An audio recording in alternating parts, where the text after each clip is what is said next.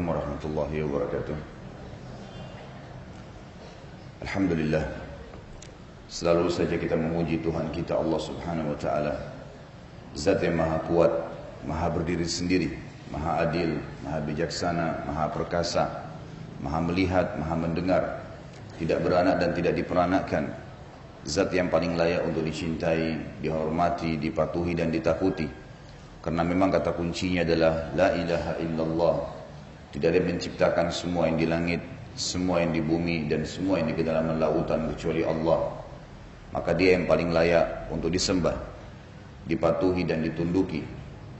Dan dialah zat yang telah menggantungkan segala nikmat yang diberikan kepada kita dengan kalimat Alhamdulillah.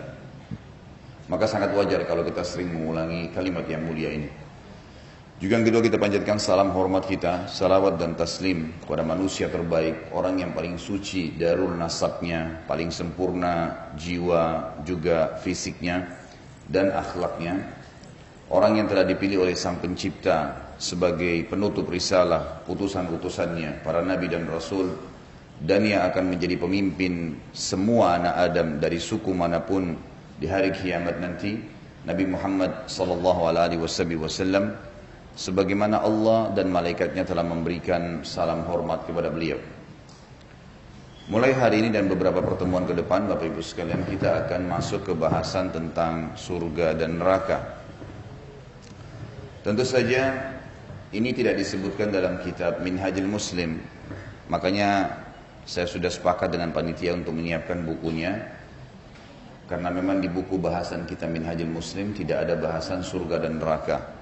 Untuk melanjutkan bahasan kita yang lalu, kita sudah membahas panjang lebar tentang hari kiamat. Tanda-tanda hari kiamat, tanda-tanda kecil, tanda-tanda besar, dalil-dalil yang berhubungan dengan itu. Kemudian juga kita sudah membahas tentang nikmat dan azab kubur.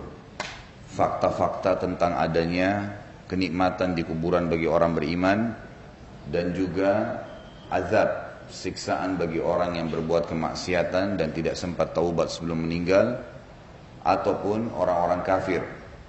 Dan untuk melengkapkan bahasan kita masalah hari kiamat ini, kita akan bahas surga dan neraka. Dan bagi Bapak Ibu yang belum memiliki bukunya, bisa menghubungi panitia. Dan kita di dalam buku ini, tentu banyak buku tentang surga dan neraka, tapi buku ini saya lihat yang simple, kecil, ya, padat, dan juga sudah cukup dalil-dalil yang ada di dalamnya. Dan untuk pagi ini, pembukaan bahasan kita akan mulai dari neraka dulu. Walaupun di depan buku ini bahasanya tentang surga, tapi kita akan mulai dari bahasan masalah neraka. Itu tepatnya ada di halaman 103. Halaman 103. Kalau yang pegang bukunya, kita akan mulai dari belakang.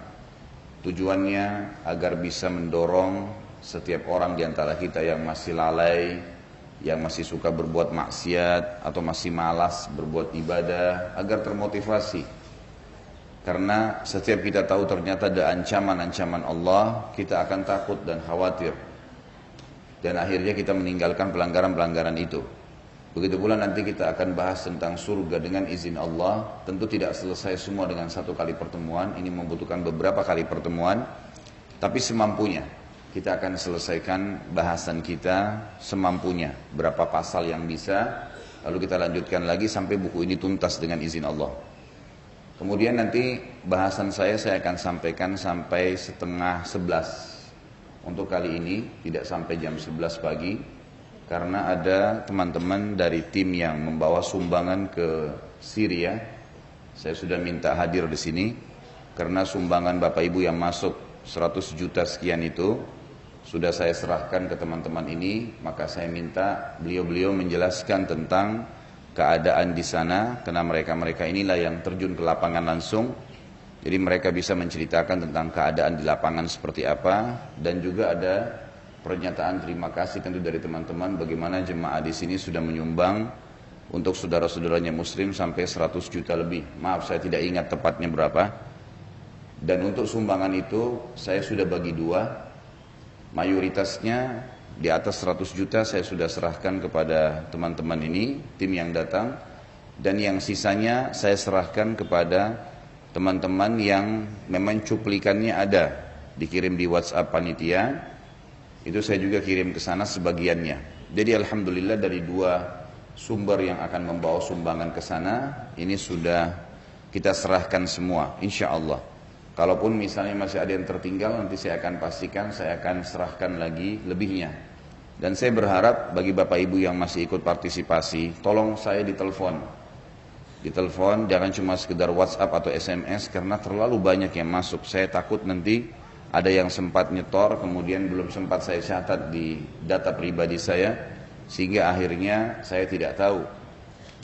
Juga sekalian berhubungan dengan semua kegiatan sosial, Bapak Ibu sekalian yang saya selalu paparkan di dalam pengajian saya dan diupload di YouTube, saya berharap digarisbawahi kata-kata saya ini, semua sumbangan yang masuk kepada saya sengaja saya gunakan rekening pribadi, sengaja saya gunakan rekening pribadi. Karena rekening pribadi itu tidak akan pernah bisa direkayasa, itu akan masuk ke saya langsung dan saya cek. Dan ini amanah di pundak saya yang saya akan jalankan, dipertanggungjawabkan di hadapan Allah hari kiamat. Saya tidak menggunakan nama lembaga, karena ternyata memang dari ceramah-ceramah kita saja di YouTube itu sudah banyak orang-orang yang mengambil kemudian dikomersialkan. Dipasanglah beragam macam nama saya di situ. Sebenarnya tidak masalah dari sisi itu ya, tetapi saya hanya khawatir saja jangan sampai ada penyalahgunaan. Termasuk juga di Android, kami sudah buka Android dan logo yang resmi adalah yang dari kami, memang dari tim saya, itu yang tertulis KHB. Kalau Bapak Ibu masuk di Play Store, kemudian melihat ternyata di situ ada banyak foto-foto saya, maka itu dibuat oleh orang-orang yang kami tidak tahu siapa mereka. Dan ini termasuk juga kalau ada sumbangan-sumbangan. Kalau mengatasnamakan saya, kemudian atas nama yayasan, atas nama orang lain selain saya, maka jelas itu bukan ke saya. Ya. Jadi mungkin sekaligus saya ingatkan sebagai bentuk amanah. Baik. Kita akan masuk bahasan kita dengan izin Allah Subhanahu wa taala, semoga diberkahi, tentang masalah neraka. Dan poin pertama, pasal pertama adalah perintah untuk berlindung dari neraka. Bermula daripada firman Allah Subhanahu wa taala dalam surat Tahrim ayat 6, surah nomor 66 ini. A'udzu billahi minasyaitonir rajim. Ya ayyuhalladzina amanu qu anfusakum wa ahlikum naran waquduha an-nasu wal hijaratu 'alaiha malaikatun ghiladun shidadun la ya'sunallaha ma amarahum wa yaf'aluna ma yu'marun. Hai orang-orang yang beriman, peliharalah dirimu dan keluargamu dari api neraka yang bahan bakarnya dari manusia dan batu. Penjaganya malaikat-malaikat yang kasar, yang keras, yang tidak mendurhakai Allah terhadap apa yang diperintahkannya kepada mereka dan selalu mengerjakan apa yang diperintahkan. Ayat ini adalah ayat yang paling pantas disebutkan di pasal pertama, dan penulis diberikan taufik oleh Allah Subhanahu wa taala, yaitu Syekh Wahid bin Abdul Salam Bali ini. Beliau mendapatkan taufik menulis ayat ini karena memang paling tepat. Ayat ini perintah langsung dari Allah Azza wa Jalla kepada semua orang beriman untuk berlindung dengan lisannya, berlindung dengan perbuatan-perbuatannya, dengan niat-niatnya dari api neraka. Harus kita lakukan itu, menyelamatkan diri kita dari niat, dari perkataan dan juga perbuatan kita dari api neraka. Apa sih api neraka itu? Kenapa harus kita takut? Allah sebutkan naran waquduhan nasu wal hijarah. Neraka itu adalah api yang bahan bakarnya ya, adalah manusia dan batu. Jadi manusia-manusia yang hangus, terbakar, mereka tidak mati, mereka tergeletak di atas batu-batu yang sudah membara. Kemudian mereka juga termasuk menjadi bahan bakar itu. Dan Allah sempurnakan lagi kembali, seperti itulah. Tapi bahan dasarnya, pembakarnya adalah batu. Plus lagi dijaga oleh malaikat. Kita sudah bahas di pasal dulu di Minhajul Muslim tentang iman kepada malaikat. Siapa mereka? Makhluknya Allah SWT yang jumlahnya jauh lebih banyak daripada manusia dan kekuatannya jauh lebih besar daripada manusia. Cukuplah sebuah hadis Bukhari yang berbunyi, kata Nabi SAW, Jibril, pemimpin para malaikat, Allah karuniahi 600 ekor sayap yang kalau satu sayapnya dikebaskan bumi ini maka akan hancur bumi ini. Masih ada 599 sayap Jibril AS yang tidak dipakai kalau hanya untuk menghancurkan kita semua. Penjaga neraka dikenal dengan nama Zabaniyah. Sebagaimana ada ayat yang mengatakan falyad'u nadiya sanad'uz zabaniyah. Nanti orang-orang neraka itu pada saat masuk mereka teriak-teriak, panggil semua yang mereka sembah selain Allah. Silahkan, mau panggil syaitannya, mau panggil batunya, mau panggil pohon keramatnya, mau panggil manusia yang dia kultuskan sebagai orang yang bisa memberikan pertolongan padanya. Maka kami akan memanggil zabaniyah. Zabaniyah istilah bagi nama kelompok penjaga neraka itu sendiri. Sifat mereka dua hal yang sangat ditakuti oleh manusia sebenarnya. Kalaupun sifat ini ada pada manusia juga. Malaikat-malaikat yang gilazun syidad. Gilaz itu adalah kasar. Kalau ada orang kasar kata-katanya, tetapi tangannya tidak memukul misalnya, kakinya tidak menendang, masih biasa itu. Artinya orang biasa ngangkat suaranya. Tapi dalam bahasa Arab kalau digabungin antara gilazun, kata-kata yang kasar, keras, menggelegar, membuat orang takut, syidad, keras, diikuti dengan pukulan, tendangan, remukan, apa sajalah, masuk dalam gilau, syidad, ya. Makanya di sini diterjemahkan, terjemahannya yang ringkas adalah keras, ya, kasar, emang sudah begitu. Dan malaikat-malaikat ini memang Allah ciptakan begitu. Tidak ada toleransi. Tidak ada sama sekali ya negosiasi. Habis sudah ceritanya semua. Sampai nanti akan kita pelajari bagaimana ahli neraka nanti akan memanggil Malik, pimpinan malaikat yang menjaga neraka. Sambil mereka meminta, wahai Malik, mintalah kepada Tuhanmu Allah agar bisa meringankan untuk kami azab sehari. Di dalam sebuah hadis dikatakan Malik tidak menjawab mereka 500 tahun. Didiami, dibiarkan saja. Tersiksa baru dijawab. Jawabannya pun Malik nanti setelah 500 tahun, bukankah sudah datang kepada kalian para utusan Allah, tapi kalian yang cengkal, keras kepala, nggak mau, sampai mau meninggal pun masih dikasih kesempatan taubat juga nggak mau. Nah ini rasain sekarang. Sudah disiksa sampai 500 tahun sekian, kemudian jawabannya pun malaikat seperti itu. Bukan sifat ini berarti buruk bagi malaikat itu ya, bukan. Karena malaikat sifatnya Allah tutupi. Allah mengatakan, maksudnya Allah tutup ayat ini dengan menyebutkan tentang sifat mereka. Kenapa mereka kasar dan keras tadi? Karena mereka tidak pernah bermaksiat terhadap apa yang Allah perintahkan dan tidak pernah juga menolak apa yang Allah titahkan. Mereka selalu patuh. Allah suruh potong-potong, Allah suruh penggal-penggal, Allah suruh setrika-setrika. Pokoknya segala sesuatu yang diperintahkan seperti itulah. Jadi sifat kasar dan kerasnya karena perintah Rabbul Alamin kepada orang-orang yang memang maksiat. Ini juga pelajaran Bapak Ibu sekalian. Ada manusia subhanallah cukup dengan peringatan lisan. Kita nasihatin atau mungkin ada orang dengan isyarat mata, dengan isyarat tangan, dia sudah faham. Misal kita mengatakan diam, dikasih isyarat tangan misalnya, sudah ngerti. Ada manusia yang subhanallah peka. Dan ini manusia yang baik. Umumnya ini sifat orang beriman. Dan sifat orang munafik dan orang kafir adalah orang yang tidak bisa memang diingatkan kecuali dengan keras. Memang maunya begitu. Ada orang subhanallah nanti sudah tabrakan, sudah patah tulang, sudah bocor kepalanya, baru mau tobat. Gitu kan.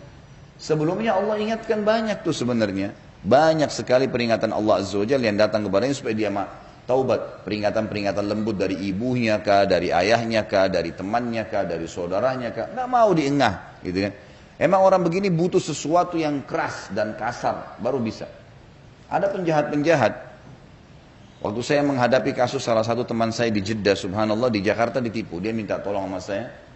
Saya masuk ke kantor polisi kita dan saya kaget melihat orang-orang ini, saya tahu benar mereka memang menerima duit dari teman yang ini, ya, yang minta tolong dengan saya, subhanallah. Tapi di depan polisi berani bersumpah atas nama Allah kalau nggak pernah terima.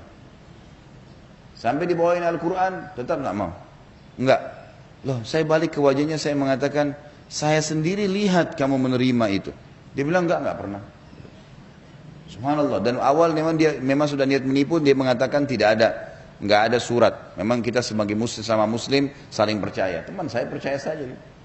Subhanallah, perilaku. Lalu saya sampai saking tidak bisa ngontrol waktu itu, saya mengatakan, saya baru pertama kali diperlihatkan oleh Allah Azza wa Jalla penghuni neraka di dunia ini kalian. Kok bisa? Kenapa nggak mau akuin? Kenapa nggak kembalikan haknya orang? Bagaimana bisa kalian bisa tenang tidur dengan mengambil uangnya orang lain? Ini saudara muslim, kalau dia berdoa buruk akan berbahaya buat kalian. Tetap saja lisannya mengatakan tidak. Orang seperti ini memang tidak layak, tidak bisa dengan lisan. Memang nggak mau. Harus dengan sesuatu tindakan yang keras. Di zaman Nabi Muhammad SAW, kasus Ibnu Abi Huqaiq yang menyembunyikan emas. Maka Nabi SAW tanya, apakah kalian mengambil emas itu? Mereka bilang enggak. Ini orang Yahudi ya. Kemudian Nabi SAW menyuruh Zubair bin Awam menghukum. Dicambuk sama Zubair. Setelah dicambuk, dia merasa sakit, baru dia mengaku, iya, emang saya mengambilnya. Jadi emang dicambuk baru mengaku. Tadi awal ditanya baik-baik nggak mau. Tunggu sakit dulu, baru mau mengembalikan. Ini penjahat yang luar biasa, nggak bisa, harus dengan begini memang. Maka setelah itu dipenggal oleh Nabi SAW. Ini orang sudah membuat kerusakan. Dia menggabungkan keduanya, sudah mencuri, dia berdusta lagi. Ini berbahaya, kalau dibiarin dia akan lakukan kepada orang lain. Ya. Ada seorang penyihir pernah datang di sisi Hafsah radhiyallahu anha. Begitu ketahuan penyihir ditangkap, dipenggal. Karena dia memang niatnya ingin menyihir pada saat itu. Kedapatan, ada banyak bukti-buktinya. Gak pakai ditolak. Abu Musa al-Asy'ari pernah membunuh seorang penyihir. Lalu ditanya oleh teman-temannya yang lain, kenapa kau bunuh orang ini? Kenapa gak dikasih dulu ke hakim? Dia mengatakan, bukankah Nabi SAW menyuruh memenggal lehernya penyihir? Orang ini membuat kerusakan di mana-mana. Ada orang subhanallah memang dengan ketegasan. Karena sudah, kalaupun kita tangkap atau cuma ditanya, dia bisa dusta, 1001 dusta. Dan ini subhanallah Allah perlihatkan di depan mata saya sendiri, ada beberapa orang yang tidak beriman pada Allah dan tidak takut masalah akhirat ini. Karena kedangkalan ilmu tentunya. Kalau dia faham apa yang berhubungan dengan ancaman Allah di neraka, tidak akan pernah berani mengambil haknya orang lain. Dan ingat Bapak Ibu sekalian, tujuan kita hadir di majelis ilmu seperti ini untuk mengubah diri Anda menjadi lebih dekat dengan Allah Azza wa Jalla, lebih takut dan juga lebih menghormati dan lebih patuh kepada Allah SWT. Lebih takut dari sisi takut kena azabnya Allah kalau berbuat dosa terlambat bertaubat. Dari sisi yang lain termotivasi untuk melakukan ketaatan-ketaatan sehingga memang sisa umur ini berisi dengan kepatuhan dan masuk ke surga. Itu tujuannya. Jadi di sini saya bukan sengaja menakut-nakuti, tapi memang seperti inilah penyampaian wahyu dari Allah Subhanahu wa taala. Malaikat-malaikat ini tidak akan pernah ada negosiasi di api neraka. Dan Allah sudah buka atau menjelaskan kepada kita dalam surah At-Tahrim 1400 tahun yang lalu turun ayat ini. Dan semua orang beriman, yang memang dalam hatinya ada iman, dia akan khawatir dan takut untuk melangkah pada kemaksiatan setelah mendengar ayat-ayat seperti ini. Allah Subhanahu wa taala juga menjelaskan tentang karakter ibadur rahman, hamba-hamba Allah dalam firman-Nya dalam surah Al-Furqan ayat 65 sampai 66. A'udzu billahi minasyaitonir rajim. Walladzina yaquluna rabbana shrif 'anna 'adzab jahannam inna 'adzabaha kana gharama innaha sa'at mustaqarra wa muqama. Hamba-hamba Allah yang beriman berkata, ya Rabb kami. Rabb sudah pernah saya jelaskan, pencipta, pemilik, pengurus, penyiap segala kebutuhan, ya, dan pemusnah. Wahai Rabb kami, jauhkanlah azab siksaan jahannam dari kami. Sesungguhnya azabnya itu adalah kebinasaan yang kekal. Karena orang disiksa, dibakar, dipotong, dicincang, rusak semua kulitnya, disempurnakan lagi. Nggak ada kematian. Terus menerus per detiknya dia merasakan sakit. Sampai para ulama mengatakan selain siksaan yang merusak tubuhnya, pemulihan kembali ke kulit yang baru juga sakit. Lalu disiksa lagi dengan kesakitan. Begitu terus. Makanya dikatakan siksaan yang sifatnya kekal. Kebinasaan yang kekal. Sesungguhnya jahannam itu seburuk-buruk tempat menetap dan tempat kediaman. Ini surah Furqan ayat 65 sampai 66. Setelahnya, dan ini kita akan temukan hal yang sama Bapak Ibu sekalian di dalam buku kita ini, tidak semuanya ayat Al-Quran ditulis ayat bahasa Arabnya. Langsung terjemahan karena mungkin banyaknya ayat yang akan diangkat. Jadi kita melihat surah Al-Ma'arij, dibuka Al-Qurannya, karena di buku ini tinggal terjemahannya, ayat 27 sampai 28. Ayat 27-nya bunyinya, A'udzubillahi minasyaitonirrajim, walladzina hum min 'adzabi rabbihim musyfikun. Dan orang-orang yang takut terhadap azab Rabbnya. Inna 'adzaba rabbihim ghairu ma'mun. Karena sesungguhnya azab Rabb mereka tidak dapat orang merasa aman dari kedatangannya. Artinya berbahaya kalau orang itu merasa santai, tenang, seakan-akan kalau dia buat maksiat tidak akan ada masalah buat dia. Ini kekonyolan. Saya ulangi kembali, harus Bapak Ibu tahu dan yakini semua pelanggaran agama sekecil apapun akan ada konsekuensi pembersihannya. Jadi harus paham masalah ini. Kemudian selanjutnya surah Az-Zumar ayat 15.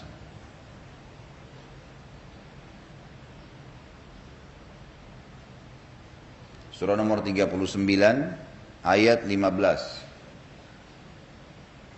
A'udzu billahi minasyaitonir rajim. Fa'budu ma syi'tum min duni qul innal khasirina alladhina khasiru anfusahum wa ahlihim yaumal qiyamah ala dzalika huwal khusranul mubin. Sesungguhnya orang-orang yang rugi ialah orang-orang yang merugikan diri mereka sendiri dan keluarga mereka pada hari kiamat.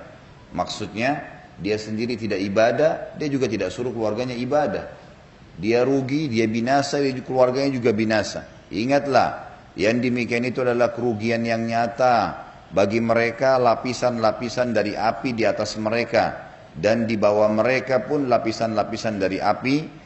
Demikian Allah mempertakuti ya, hamba-hambanya dengan azab itu, maka bertakwalah kepadaku hai hamba-hambaku. Jadi ini ayat 15 sampai ayat 16 ya. Ditambah di bukunya itu. Itu kan cuma 15 saja ya, ditambah dengan ayat 16 maaf. Karena firman Allah Subhanahu wa taala yang berbunyi bagi mereka lapisan-lapisan dari api itu adalah lahum min fawqihim dhulalun minan nari wa min tahtihim dhulal. Dzalika yukhawwifullahu bihi ibadah ya ibadi fattaqun. Jadi mereka akan disiapkan api dari atas mereka, dari bawah mereka. Yang dimaksud sini adalah semua sisi di neraka itu api dan akan terasa panasnya luar biasa sehingga membuat seseorang tersebut tidak bisa lari. Kita masuk sekarang di hadis Nabi Muhammad sallallahu alaihi wasallam.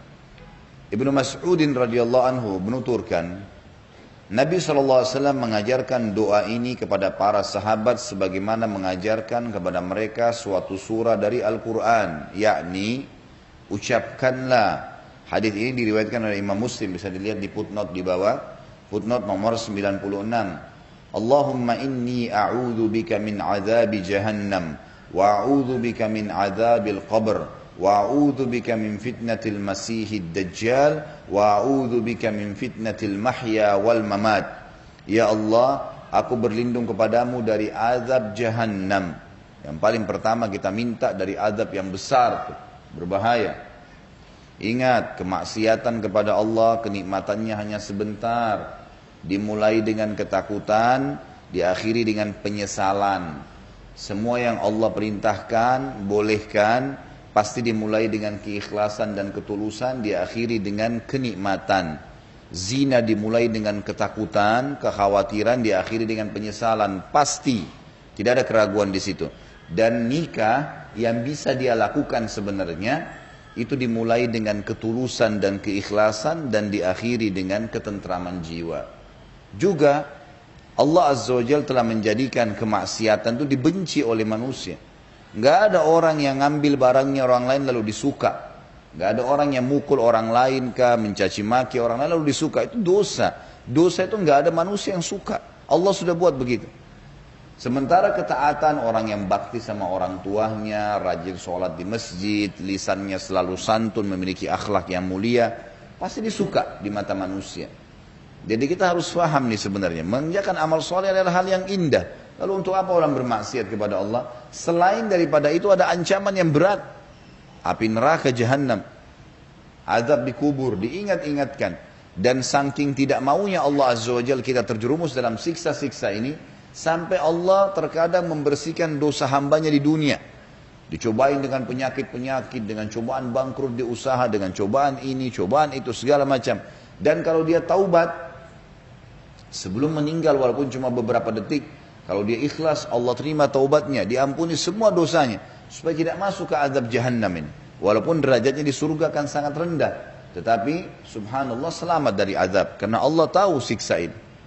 Ingat, para ulama pun menanggapi kasih sayang Allah ini sampai kepada perampok nih. Yang ketangkap, kepergok, dikeroyokin oleh masyarakat, babak belur. Sampai luka parah, masuk rumah sakit, mungkin di ICU, atau mungkin meninggal. Itu juga bentuk kasih sayang Allah. Kenapa? Karena Allah tahu orang ini kalau nggak ditangkap nih, nggak dikeroyokin, mencuri terus nih. Gitu kan. Allah berhentiin karena Allah tahu ini orang nggak ngerti, nanti dia kalau mati di akhirat masuk neraka. Gitu. Itu lebih berat buat dia. Lebih baik sekarang digebukin oleh orang. Dan sebelum digebukin Allah sudah buat tuh. Dia takut, dia khawatir, pernah ketangkap, kepergok sekali.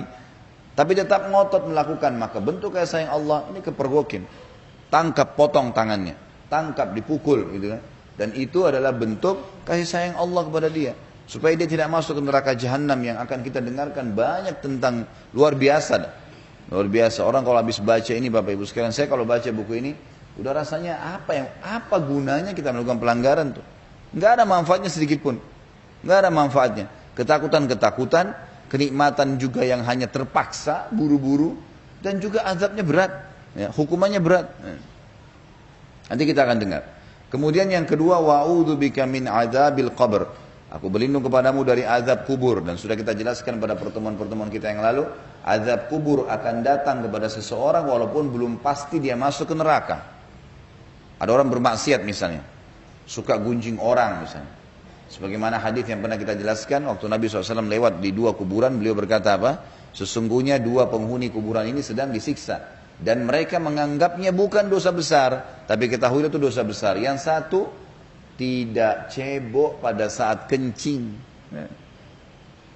Najis saja, tidak bersihin dirinya. Yang satu, ngadu domba. Di sini kata ulama hadis, di akhirat nanti amal baik dan amal buruknya tetap ditimbang. Kalau amal baiknya lebih berat, dia bisa masuk dalam surga. Tetapi azab kubur tidak bisa lepas, harus masuk. Ingat kisah Utsman radhiyallahu anhu, ya. Utsman bin Affan yang mulia, beliau radhiyallahu anhu pernah menangis waktu membaca ayat tentang kuburan. Kemudian orang-orang berdatang sampai pingsan, dibangunkan, istrinya suruh panggil para sahabat Nabi masih hidup. Coba hidup, lihat Utsman nih, ada apa nih? Yang sudah meninggal dunia, dibangunin sampai sadar. Lalu ditanya, kenapa hai Utsman? Dia bilang, tadi saya baca tentang kuburan, maka saya ketakutan. Kata mereka, apakah kamu takut sementara kamu ini siapa? Anak mantunya Rasulullah SAW, menikah dengan dua anak perempuan Nabi SAW, kemudian membiayai peperangan-peperangan Nabi SAW, dapat jaminan surga, semua kelebihan yang disebutkan. Kata Utsman, yang kalian katakan benar, tetapi perlu kalian tahu satu hal. Rasulullah SAW menjamin buat saya masuk surga di sana, tapi tidak ada jaminan di sini. Dari mana saya tahu kalau saya disiksa dulu di kuburan baru kemudian masuk surga nanti? Maka harus hati-hati teman-teman sekalian. Jangan lalai terus nih, sampai kapan kita mau bermaksiat? Sampai kapan kita mau buang-buang waktu kosong? Kalau ada di antara anda yang hadir di sini diuji sama Allah, ada cobaannya berat, wallahi teman-teman sekalian bersyukur kepada Allah. Saya mengatakan anda harus sujud syukur kepada Allah karena dicoba. Loh kok bisa Ustaz? Sakit parah kah, bangkrut usaha kah, banyak utang terlilit. Kenapa? Karena ulama, cobaan itu adalah kasih sayang Allah kepada dia. Karena dengan cobaan tidak ada waktu bermaksiat. Tidak ada waktu bermaksiat. Mana ada orang kalau stroke diajak ke diskotik bisa? Nggak mungkin. Mana ada orang kalau lagi sakit parah kemudian diajak temannya gosipin, atau dokter sudah vonis akan mati seminggu lagi lalu temannya datang itu tetangga ceritain kamu masih bisa berantem? Nggak ada. Orang kalau lagi diuji sama Allah itu waktunya sibuk dengan bagaimana memecahkan permasalahannya. Dan pada saat dia ikhlas, dia kembali kepada agama, dia akan dapat jalan keluar. Dia tahu itu adalah peninggian derajatnya, pengampunan dosanya, maka dia dapat manfaat yang sangat besar. Dia dapat manfaat yang besar. Jadi bersyukur kalau datang cobaan sebenarnya. Karena cobaan itu akan menyibukkan kita. Dan akan memangkas panjang sekali umur kita. Yang dikhawatirkan justru kalau tidak ada cobaan ini kita malah habiskan dalam kemaksiatan kepada Allah. Dan akan ada konsekuensi pembersihan. Dosa seperti segelas racun. Anda tahu itu racun atau tidak, tetap berefek.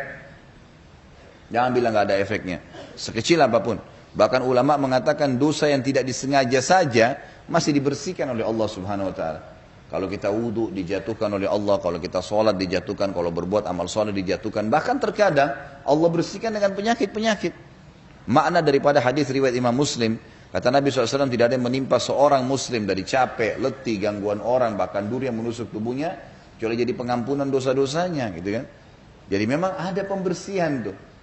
Yang penting adalah Bapak Ibu sekalian, pertanyakan diri Anda, kalau sudah mulai digoda syaitan berbuat dosa, apa manfaatnya buat saya? Dan kalau saya tidak melakukan, kenapa? Itu cuma diredam, bisa diredam. Baca a'udzubillahi minasyaitonirrajim. Dan yang terbaik adalah membaca ancaman Allah di dosa yang sedang kita ingin kerjakan. Terbuka pintu untuk berzina, baca zina itu diapain sama Allah. Baca ancamannya Allah seperti apa. Riba, dusta, apa saja. Suka gosipin orang, baca ancaman Allah itu. Wahyu itu berbicara dengan hati manusia. Kita akan jadi berhenti meninggalkan. Harusnya seperti itu. Hati-hati dari dua siksa ini.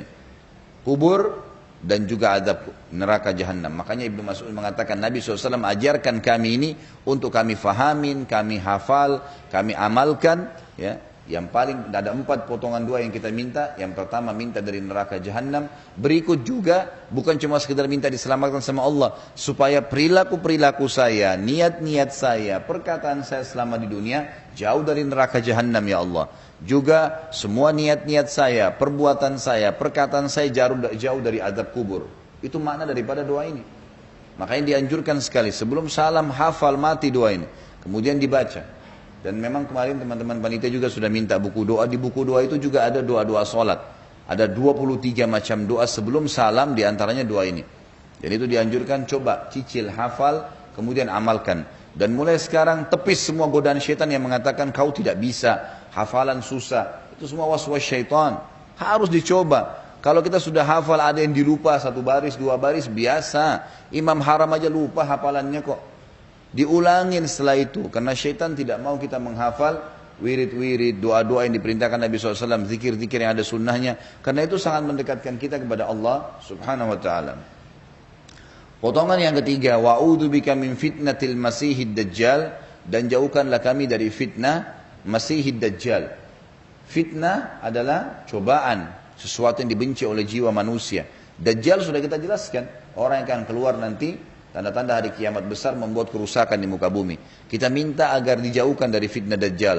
Artinya kita tidak ketemu dengan dia meninggal sebelum dia keluar, ataupun kalau kita hidup di masanya, maka kita tidak dipertemukan oleh Allah dengan dajjal sehingga selamat dari fitnahnya. Dan yang terakhir, wa'udzubika min fitnatil mahya wal mamat, dan jauhkanlah kami dari fitnah kehidupan dan fitnah kematian. Ini juga doa yang mulia ya.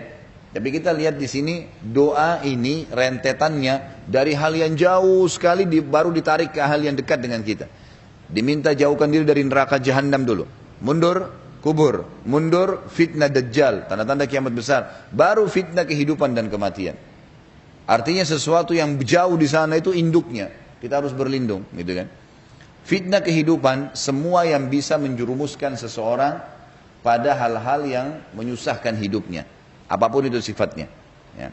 Juga fitnah kematian adalah yang membuat matinya mati yang tidak baik. Ya. Orang menilai keburukan baginya. Ya. Mungkin orang akan menganggap dia tidak baik karena su'ul khatimah. Ya kan? Itu yang dimaksud. Saksi bahasan kita minta dijauhkan dari azab jahannam. Hadis yang kedua, hadis yang diriwayatkan oleh Imam Bukhari dalam menjelaskan tafsir surah Al-Baqarah ayat 201. Anas bin Malik radhiyallahu anhu mengatakan kebanyakan doa Nabi SAW ialah Rabbana atina fid dunya hasanah wa fil akhirati hasanah. Akhirnya saksi bahasan kita. Wa qina adzaban nar. Ini saksi bahasan kita. Ya Allah, berikanlah aku ini atau berikanlah kami semua kebaikan di dunia. Apapun yang dibutuhkan dalam bentuk kebaikan dunia, berikan ya Allah. Dan semua kebaikan nanti di akhirat. Serta selamatkan kami dari api neraka. Ini doa Nabi SAW yang paling banyak. Ya. Yang ketiga, dalam pasal pertama kita ini adalah hadis Nabi SAW. Diriwayatkan oleh Mundri dan beliau menyebutkan di dalam Kitabut Targhib. Diriwayatkan oleh Abi Ya'la dengan sanad sesuai dengan syarat Imam Bukhari Muslim. Maksudnya hadisnya sahih. Abu Hurairah radhiyallahu anhu meriwayatkan Rasulullah SAW bersabda, "Mastajara 'abdun minan nari sab'a marrat, illa qalatin nar ya Rabbi inna abdaka fulanan istajara minni fa'ajirhu wala sa'ala abdunil jannata sab'a marrat illa qalatil jannah ya Rabbi inna abdaka fulanan sa'alani fa'adkhilhul jannah. Tidaklah seorang hamba memohon perlindungan kepada Allah dari neraka sebanyak 7 kali.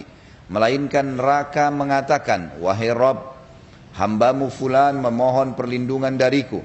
Ya, supaya tidak dimasukkan ke dalamku, maka lindungilah ia. Dan tidak ada seorang hamba pun memohon surga sebanyak 7 kali.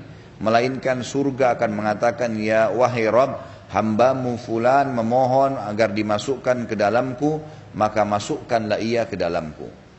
Hadis ini memberikan pelajaran kepada kita. Yang pertama adalah yang saya ingin titik beratkan berhubungan dengan akidah, neraka dan surga punya suara dan berbicara. Punya suara dan berbicara. Dan ini wajib diimani apa adanya. Orang yang tidak mengimani ini berarti tidak menghormati baginda Nabi SAW. Nabi SAW sudah sampaikan, tidak boleh ditakwilkan maknanya. Memang neraka berbicara. Dan neraka berbicara sekarang ini juga bisa. Pada saat Anda mengatakan, tapi tentu kita tidak dengar suaranya. Ya Allah selamatkan saya dari api neraka. Ya Allah selamatkan saya dari api neraka. 7 kali. Ya Allah selamatkan saya dari api neraka. Ya Allah selamatkan saya dari api neraka. Ya Allah selamatkan dari api neraka. Selamatkan dari api neraka. Selamatkan dari api neraka. 7 kali. Maka neraka detik itu juga akan berkata, ya Allah, dia telah memohon untuk berlindung, diselamatkan dariku, maka selamatkanlah ia. Dan kalau seseorang hamba detik ini juga mengatakan, ya Allah aku minta surga firdausmu, ya Allah aku minta surga firdausmu, ya Allah aku minta surga firdausmu, ya Allah aku minta surga firdausmu, ya Allah aku minta surga firdausmu, ya Allah aku minta surga firdausmu, ya Allah aku minta surga 7 kali.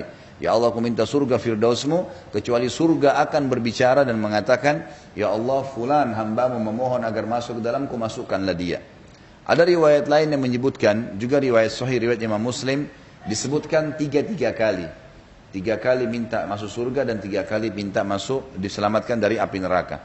Tapi kalau kita ingin lebih aman membacanya 7 kali sebagaimana riwayat ini, sehingga kita bisa menggabungkan kedua riwayat. Angka 3 sudah lewat dan angka 7 adalah batas maksimal dalam menyebutkannya. Dan ini dianjurkan oleh para ulama hadis, dikatakan minimal seseorang muslim membacanya setiap hari sekali.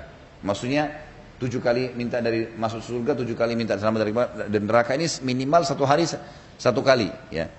7 kali dibaca tadi, itu di minimal 1 kali. Kalau bisa setiap saat dia mengucapkannya beberapa kali dalam sehari itu lebih baik. Sehingga memang dia akan diselamatkan dari api neraka.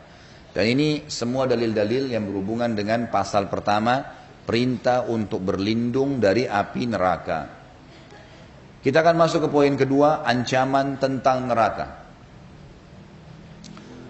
Penulis buku rahimahullah, hafizahullah mengatakan, mengangkat surah Al-Ahzab ayat 66. A'udzu billahi minasyaitonir rajim. Yauma tuqallabu wujuhuhum fin nari yaquluna ya laitana ata'na Allah wa ata'na ar-rasula. Bapak Ibu sekalian, sebelum saya terjemahkan ayat ini, jangan jadi orang seperti ini. Semoga Allah selamatkan kita. Ini perkataan diangkat oleh Allah Azza wa Jalla bagi orang yang nanti di akhirat begitu sudah masuk neraka baru nyesel. Kata Allah Subhanahu wa taala, pada hari ketika muka mereka dibolak-balikkan dalam neraka. Kata para ulama seperti dipanggang. Ada juga makna yang lain adalah dia balik kanan api, balik kiri api, dia hadap depan api, balik belakang api, semuanya api di sekitarnya dan semuanya panasnya sama membakar. Mereka berkata, alangkah baiknya andai saja dulu di dunia kami taat kepada Allah dan taat kepada Rasul. Ayat ini sudah sampai dari lisan saya kepada Bapak Ibu sekalian. Ini tinggal diamalkan. Sekarang taat kepada Allah dan Rasulnya. Sekarang patuh. Yang diperintahkan wajib sunnah kerjakan. Mau satu dunia ini benci sama kita, nggak usah peduli. Oh nanti yang akan masuk surga atau neraka kita kok. Kenapa harus peduli dengan perkataan orang? Mau dikatakan berubah, alim lah, apalah. Biarin aja dia ngomong sampai capek mulutnya. Wong kita lebih tahu, sudah tahu berbahaya nih, masuk neraka. Kalau perlu nasihatin dia.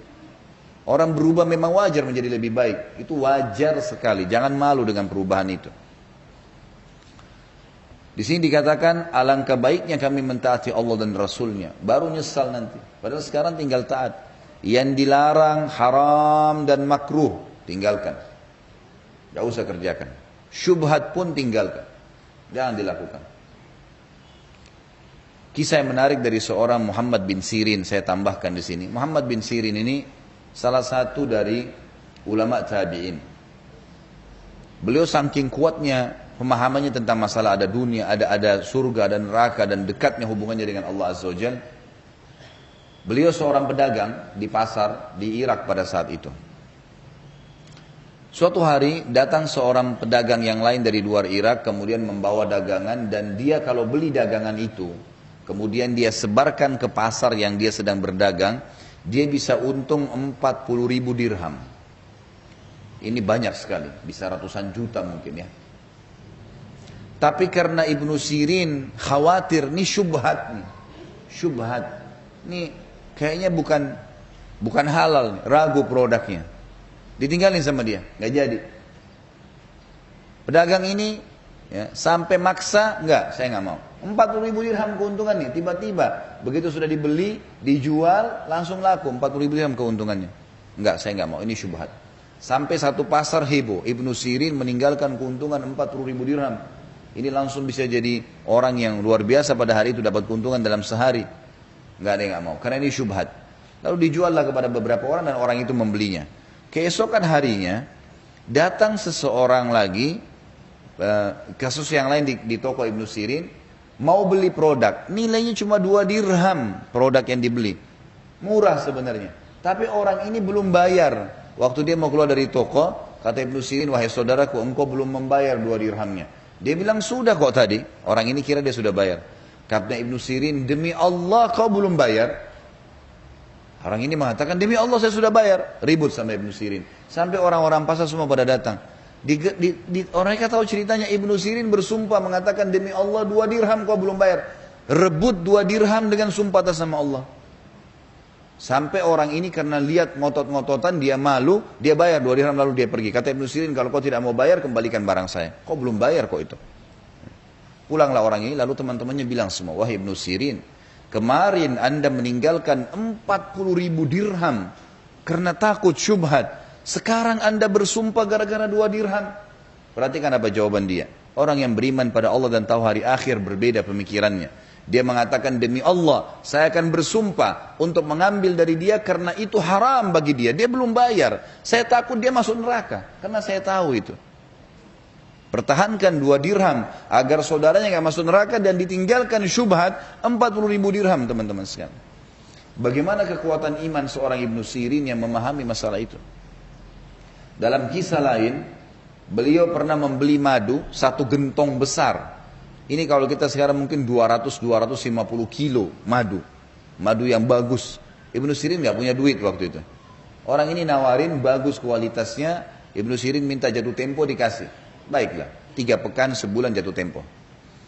Ditaruhlah madu tersebut di gentong Ibnu Sirin, dipindahkan wadahnya. Subhanallah. Begitu sudah selesai mau tutup tokohnya, Ibnu Sirin lupa tutup madu itu. Gentongnya lupa ditutup.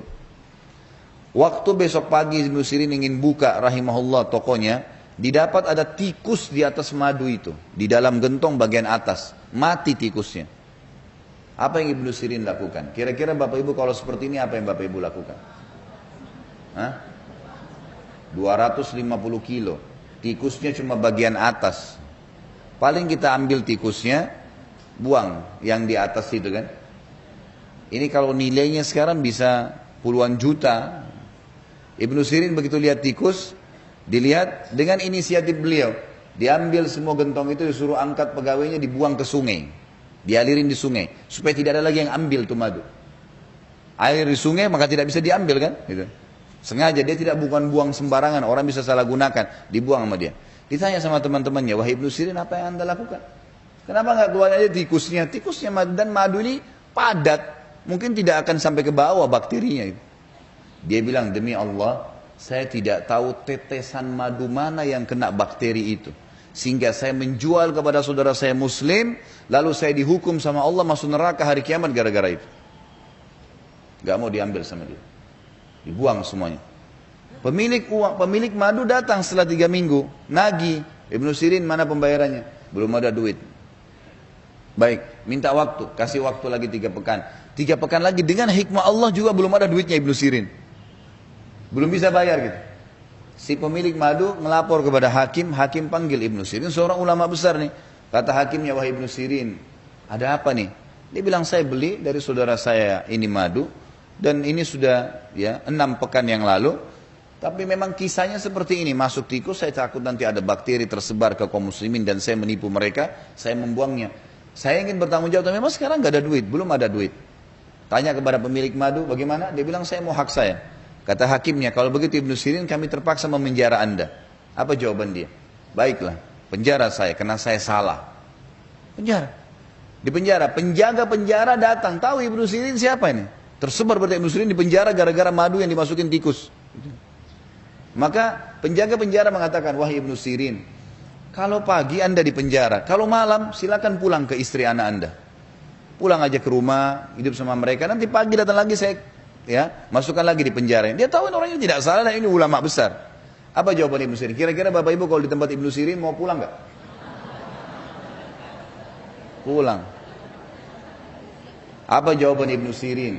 Demi Allah, kata Ibnu Sirin, saya tidak akan mendukung kamu melanggar hukum pemerintah. Saya akan tinggal di sini sampai Allah memberikan jalan keluar. Gak mau keluar dari penjara. Dikasih jalan keluar gak mau. Tersebar berita Ibnu Sirin di penjara gara-gara ini, semua orang datang nyumbang, bayarin tuh madunya. Sampai lunas baru beliau keluar. Bagaimana orang kalau sudah mengenal Tuhannya ini? Imam Nawawi rahimahullah pernah dengar tetangganya kehilangan kambing. Kambingnya hilang. Tetangganya datang ke rumah yang mengatakan, wahai imam kalau kita kiai, kambing saya hilang tadi pagi, saya nggak tahu di mana. Kata Imam Nawawi, kalau kau sudah temukan kambingmu beritakan kepada saya. Tetangganya nggak tahu nih apa maksudnya, dia bilang gitu. Kalau kau sudah temukan kambingmu beritakan kepada saya. Akhirnya orang ini tiap hari tanya sama Imam Nawawi, sudah temu kambing kamu? Dia bilang belum. Terus begitu sampai sebulan, kambingnya belum ditemukan. Imam Nawawi selama sebulan tidak makan kambing. Nggak beli kambing, nggak beli kambing hidup, nggak beli kambing mati di pasar yang sudah dipotong jadi daging, itu juga nggak dibeli. Kenapa? Imam Nawawi takut jangan sampai kambing yang dia beli dagingnya di pasar, kambing tetangganya yang dicuri oleh orang. Nggak mau. Coba pertemukan dengan kehidupan kita yang selalu anggap remeh, nggak apa-apa deh, syubhat nanti aja, gitu kan. Sekarang kan kita tidak tahu, makan aja, nanti urusan belakang. Nah, ini nggak boleh ini semua. Orang yang tahu ada hukuman hari kiamat, teman-teman, dia akan hati-hati sekali. Dan memang begitu. Kita harus mengontrol hidup kita. Karena kalau tidak bahaya sekali ini. Begitulah kepekaan mereka dalam menjaga hubungan dengan Allah Subhanahu wa taala. Ingat, Al-Ahzab tadi 66 menjelaskan orang di api neraka berharap mentaati Allah dan Rasulnya selama hidup di dunia. Dan menjadi orang soleh dan solehah itu enak. Enak itu. Karena terkontrol, terawasi. Yang dia makan, yang dia minum, yang dia hirup, yang dia sentuh, semua yang hanya dibolehkan oleh pencipta alam semesta. Itu sebuah luar biasa, itu sebuah peraturan hidup, disiplin hidup yang luar biasa. Luar biasa gitu. Kalau kita diawasi oleh atasan dan kita berhasil ikuti peraturan, kita sudah bangga. Gimana kalau yang ngawasin kita Rabbul Alamin dan kita merasa bangga dengan itu? Itu satu hal yang luar biasa gitu kan. Surah Al-Qamar, dalil kedua ayat 48. A'udzubillahi minasyaitonirrajim. Yauma yushabuna fin-nari ala wujuhihim dzuqu massa saqar. Ingatlah pada hari mereka diseret ke neraka jahanam di atas muka mereka. Jadi orang-orang yang masuk neraka jahanam tidak ada lagi cuma sekedar digiring, didorong, dimasukkan neraka, enggak. Ditaruh wajahnya di tanah, diseret wajahnya. Itu jelas sudah luka, berdarah. Dilempar lagi ke dalam api neraka, dibakar. Wa na'udzubillah. Dan dikatakan lagi pada mereka, rasakan sentuhan api neraka atau lalapan api neraka. Saksi bahasan kita di sini adalah masalah adanya api neraka tadi yang disebutkan di dalam ayat. Ya, ada ancaman. Kemudian masuk kepada hadis Nabi Muhammad SAW diriwayatkan Imam Bukhari Muslim, dan itu bisa dilihat di footnote-nya nomor 99 footnote-nya di bawah. Adi bin Hatim radhiyallahu anhu meriwayatkan Rasulullah SAW bersabda, "Ittaqun nara walau bisyiqqi tamra. Faman lam yajid fa bi kalimatin thayyibah." Ini yang punya buku, kata-kata tajid dalam bahasa Arab diganti taknya menjadi ya, ya. Diganti menjadi ya. Faman lam yajid. Ada pulpen akhi? Faman lam yajid fa bi kalimatin thayyibah.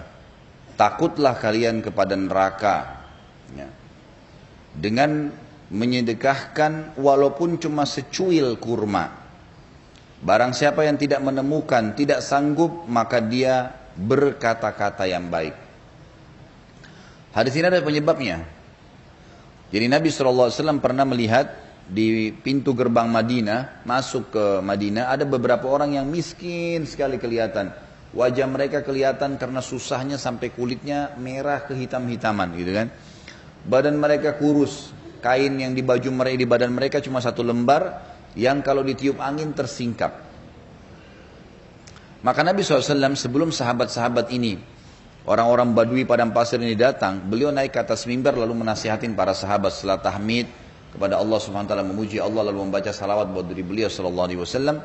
Lalu kemudian beliau memotivasi sahabat untuk menyumbang, menyumbanglah, bersedekahlah, itu baik buat kalian, tidak akan berkurang harta seorang hamba karena bersedekah.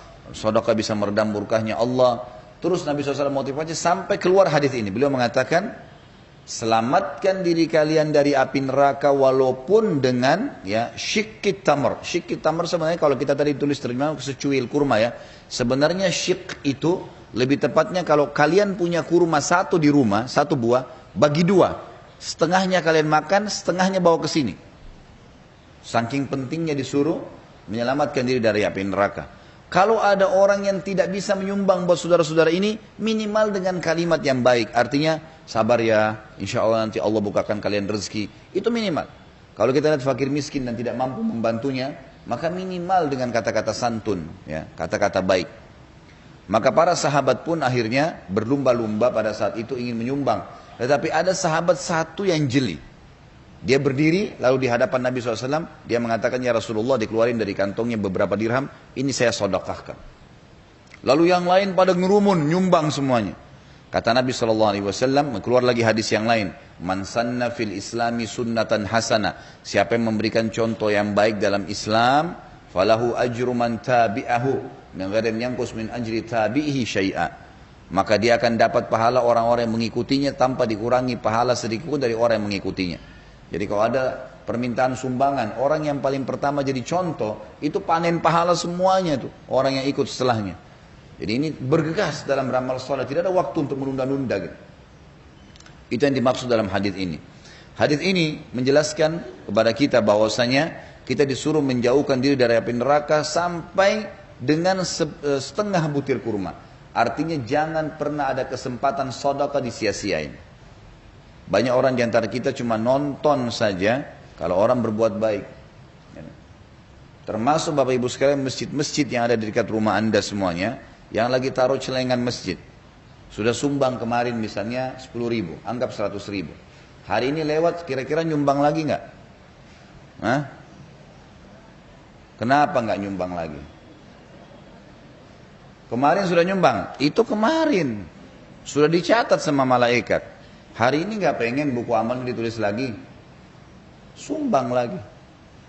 Ada fakir miskin datang depan rumah, ketuk-ketuk pintu, sudah dibantu kemarin kasih 100.000, datang lagi hari ini. Syaitan pasti goda, ini orang lagi yang datang nih.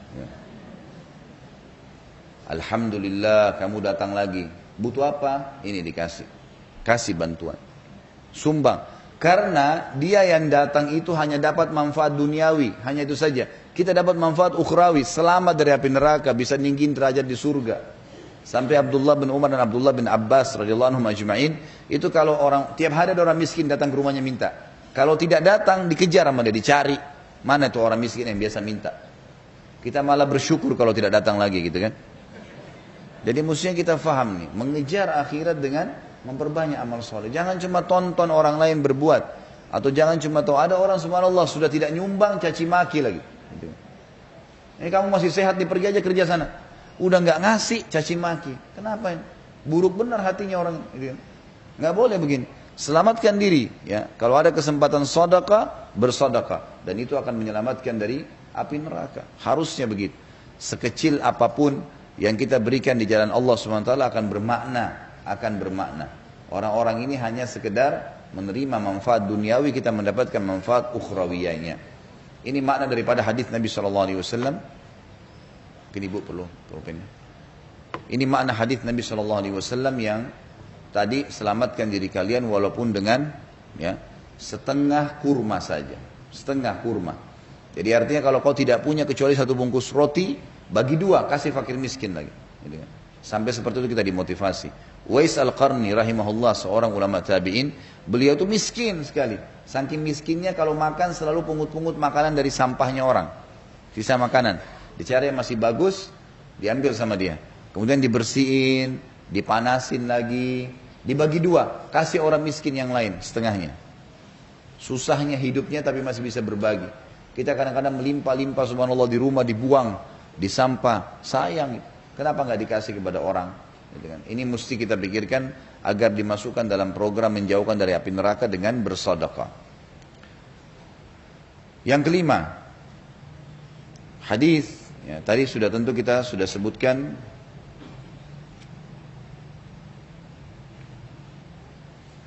Maksud saya di sini poin kelima ya.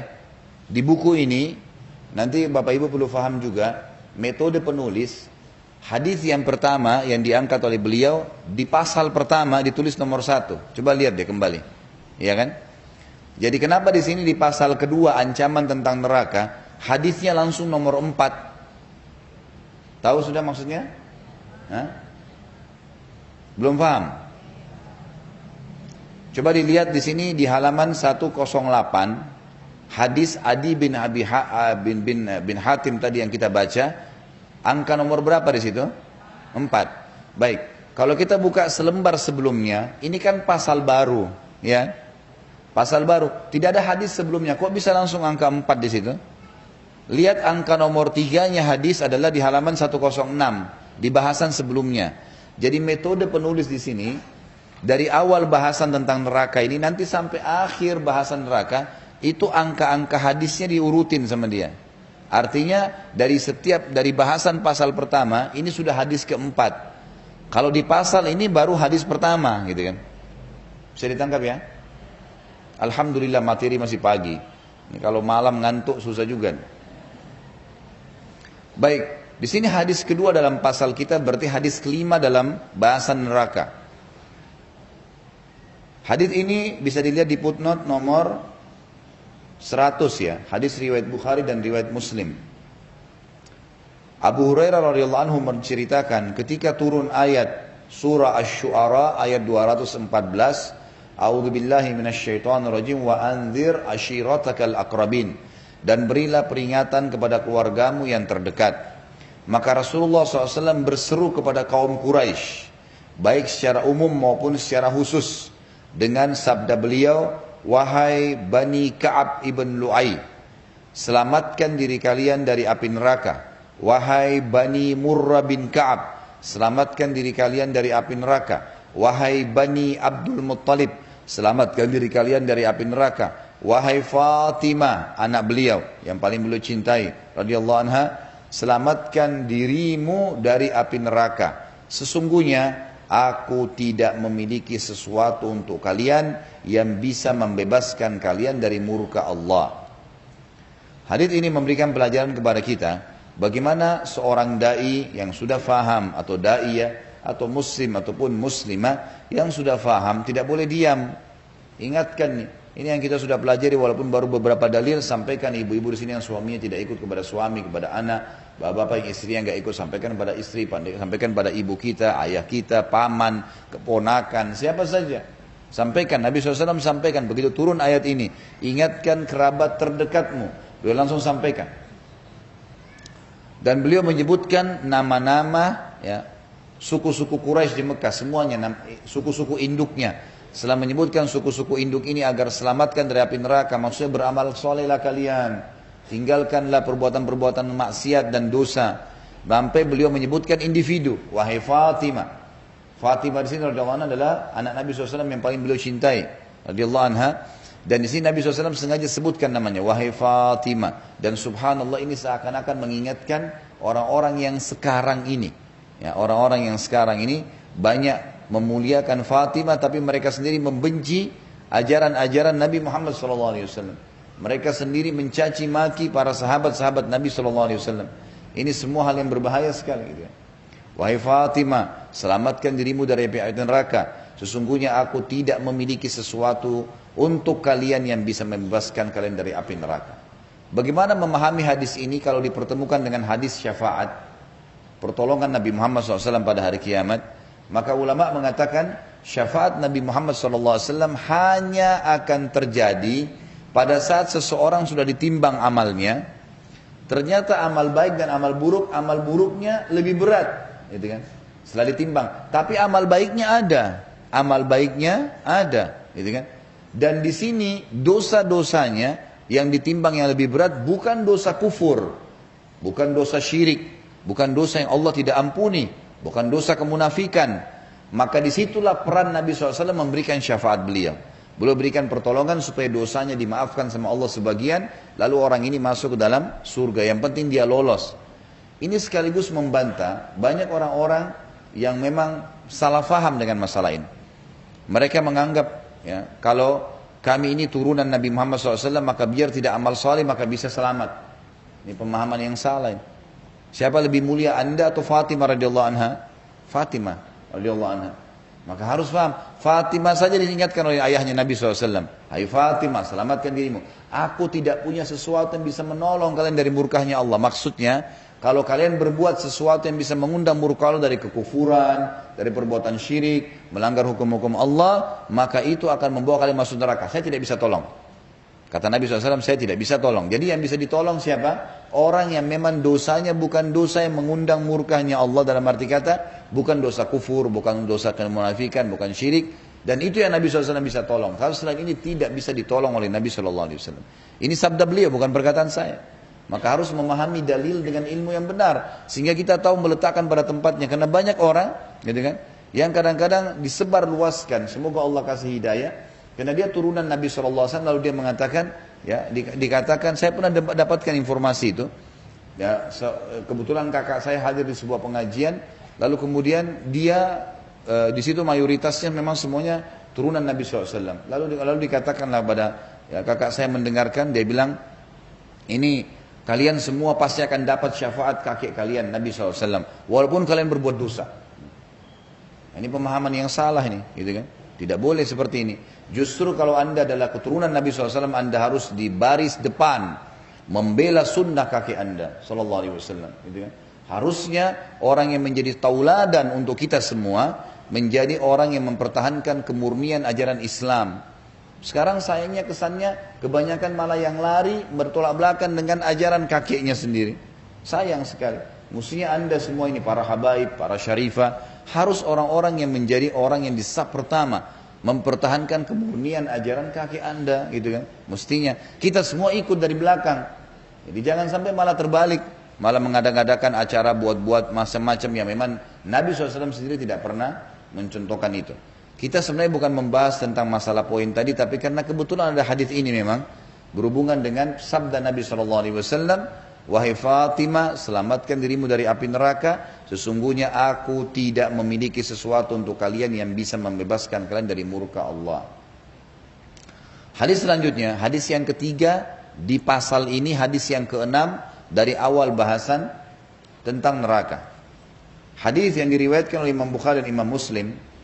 Abu Hurairah radhiyallahu anhu meriwayatkan Nabi SAW bersabda, perumpamaan aku dan kalian adalah seperti seseorang yang menyulut api. Orang lagi nyalain api unggun, lalu belalang dan kupu-kupu masuk ke dalamnya. Kalau kita lagi bakar api unggun di tengah-tengah hutan, itu banyak sekali kita akan temukan belalang sama kupu-kupu. Mereka datang dan akhirnya kebakar, karena mereka anggap itu cahaya bisa berlindung di situ. Mereka tidak tahu kalau itu api yang bisa membakar mereka. Perumpamaan aku dan kalian seperti seseorang, beliau sallallahu alaihi wasallam seperti penyulut api, kita semua ini seperti belalang dan kupu-kupu. Lalu belalang dan kupu-kupu masuk ke dalamnya dan ia menghalaunya. Si pemilik api menghilang-hilangkan, ya, menyelamatkan dari api itu. Aku menghalangi kalian dari api, tapi kalian lepas dari tanganku. Maksudnya kalian lepas ini bahasa santun dari baginda Nabi sallallahu alaihi wasallam, ya. Kalau sebenarnya ada orang di antara kalian sudah saya ingatkan, nggak mau dengar. Nggak boleh, haram, jangan, masuk neraka, nggak mau dengar. Lepaslah dari tanganku gitu. Makanya sabda Nabi SAW yang lain, kullukum yadkhulul jannata illa man aba. Kalian semua pasti masuk surga kecuali yang nolak. Para sahabat bertanya, ya Rasulullah, wa may ya'ba ya Rasulullah, siapa yang nolak tuh masuk surga? Bodoh benar dia, gitu kan. Lalu kata Nabi SAW, man ata'ani dakhalal jannah wa man asani dakhalan nar. Siapa yang patuh padaku, yang aku suruh dikerjakan wajib atau sunnah, yang aku halalkan dari Allah dia nikmatin, yang aku larang haram dan makruh ditinggalkan, maka itu taat kepadaku. Siapa yang taat padaku dia akan masuk dalam surga, dan siapa yang bermaksiat padaku, ya, tidak mau mengikuti apa yang Nabi SAW perintahkan atau mengerjakan apa yang Nabi SAW tidak kerjakan, maka secara otomatis juga dia tidak mentaati kepadaku. Dan perlu digarisbawahi ya, mentaati Rasulullah SAW dalam segala hal, wajib atau sunnah, ini adalah puncak daripada ketaatan. Dan maksiat kepada Nabi SAW ada dua: melanggar apa yang Nabi sudah ancamkan, atau melakukan yang Nabi tidak contohkan. Begini memahaminya. Kalau Bapak Ibu kerja di satu perusahaan, ada peraturan perusahaan, ini yang boleh, ada yang tidak boleh.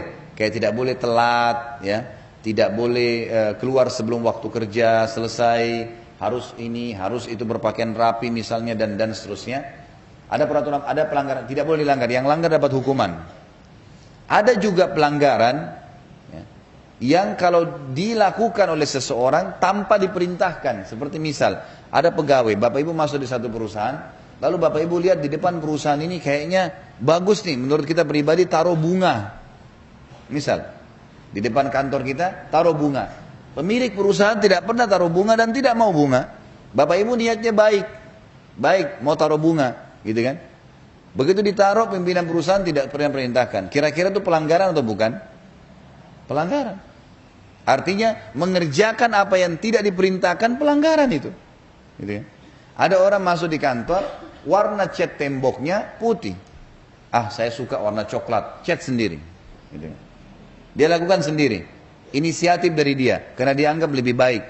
Pimpinan perusahaan tidak mau. Dia tidak perintahkan itu. Gitu. Pelanggaran atau bukan? Pelanggaran. Berarti pelanggaran di sini adalah melakukan apa yang sudah dilarang atau mengerjakan apa yang memang tidak dititahkan. Nggak disuruh. Suruh keluar, beli barang, satu barang. Dia keliling kemana-mana, beli barang-barang yang lain. Nggak disuruh. Orang buru-buru butuh sesuatu itu. Ini sudah pelanggaran di kemana-mana. Manusia nggak boleh, kan gitu. Seperti itulah memahaminya. Jadi Nabi SAW di sini mengatakan ada orang lepas dari tanganku karena tidak mau mentaatiku. Tidak mau mengerjakan yang diperintahkan dan mau melanggar apa yang dilarang dan yang tidak dicontohkan. Hadis terakhir dari pasal ini adalah hadis di footnote nomor 102 riwayat Imam Muslim dan Imam Tirmidzi. Ibnu Mas'ud radhiyallahu anhu meriwayatkan Rasulullah SAW bersabda, api didatangkan pada hari kiamat yang memiliki 70.000 rantai. Ya, lebih tepatnya itu rantai ya, bukan tali. Jadi diubah tali itu menjadi rantai karena memang bahasa Arabnya yu'ta bi jahannam yaumal qiyamah wa 'alaiha sab'una alfu zimam. Zimam itu adalah rantai-rantai yang diikat, dililit. Api neraka jahanam didatangkan pada hari kiamat, bangunannya yang memiliki 70.000 ya, tali kendali atau rantai yang ditarik. Ya. Pada tiap-tiap tali kendali, rantainya itu terdapat 70.000 malaikat, mereka semua menariknya. Jadi setiap satu rantai itu ada 70.000 malaikat kali 70.000 rantai. Bayangkan bagaimana besarnya neraka jahanam itu. Tapi saksi bahasan kita adalah adanya di sini ancaman tentang neraka dan sangat wajar dan sudah semestinya neraka itu memang kita hindari dan takut padanya. Jangan terpengaruh dengan orang yang mengatakan ini pemahaman perlu diluruskan. Jangan kamu sembah Allah karena ya ada surga, dan jangan kamu takut sama Allah karena ada neraka. Ini pemahaman yang salah ini. Bagaimana caranya? Yang suruh kita kejar surga Allah, gitu kan? Al-Imran ayat 133 menjelaskan itu. A'udzubillahi minasyaitonirrajim, wasari'u, berlumba-lumbalah kalian, bersainglah kalian, ila magfirati min rabbikum, kepada pengampunan Tuhan kalian, wa jannatin arduhas samawati wal ardu iddan lil muttaqin, dan kejarlah surga itu, jadi kan yang luasnya seluas langit dan bumi, dijanjikan untuk orang-orang yang bertakwa. Jadi memang kita menyembah Allah dengan mengejar surga itu target utama. Kata ulama, kesempurnaan ibadah seorang hamba kalau misal kita lagi sholat, kita memang sengaja mengejar fadilahnya sholat itu. Misal kita sholat, karena ada hadis Nabi SAW yang mengatakan dalam riwayat Bukhari Muslim, bagaimana kalau depan rumah seseorang dan kalian ada sungai yang deras mengalir, kemudian kalian mandi sehari 5 kali, apakah tertinggal kotoran di badannya? Kata para sahabat, tidak ada ya Rasulullah. Kata Nabi SAW, begitu pula dengan 5 waktu sholat, membersihkan dosa-dosa kalian. Bolehkah saya sholat dengan mengejar pengampunan dosa itu? Jawabannya bukan cuma boleh, harus. Harus. Memang kita kejar itu. Itu puncak ibadah. Saya pergi haji supaya misal dihilangkan kesusahan hidup saya. Boleh nggak? Kalau ada dalilnya, ada hadis Nabi. Haji dan umroh yang dikerjakan secara berkesinambungan akan menghilangkan kesusahan hidup dan kefakiran sebagaimana api menghilangkan karat dari besi. Kita kejar itu, memang itu puncak ibadah. Sedekah akan memperbanyak rezeki. Memang begitu hadis Nabi SAW. Mana kasamalun min sedekah, kata beliau. Tidak akan berkurang harta seorang hamba karena sedekah, maksudnya akan terus bertambah, gitu ya. Itu yang dimaksud. Jadi puncak ibadah adalah justru mengejar janjinya Allah di situ. Sama halnya puncak kepatuhan kepada Allah Azza wa Jalla dalam meninggalkan pelanggaran itu dengan takut terhadap ancamannya. Saya tinggalkan riba. Kenapa? Ada hadis Nabi bunyinya, 1 dirham riba lebih berat daripada 36 kali berzina. Saya takut. Misal, itu kan? Orang takut berzina karena nanti ada siksa ini, ada siksa itu. Orang dusta nanti akan disiksa ini, siksa itu. Neraka itu seperti ini yang kita pelajari. Puncak ketaatan kepada Allah dan takut padanya adalah takut kepada apa yang diancamkan olehnya. Karena dengan patuh tadi kita berarti patuh pada Allah, mengejar surga berarti kita mengejar apa yang Allah suruh, dan takut dari neraka berarti kita takut pada apa yang Allah suruh kita takut. Berarti kita takut kepada Allah sebenarnya. Seperti itulah. Dan ini sebab kita membahas neraka dan surga ini untuk itu. Jadi memang kita meninggalkan dosa-dosa karena takut dari ancaman Allah Azza wa Jalla. Baik, kita tutup ini dengan bahasan pasal setelahnya.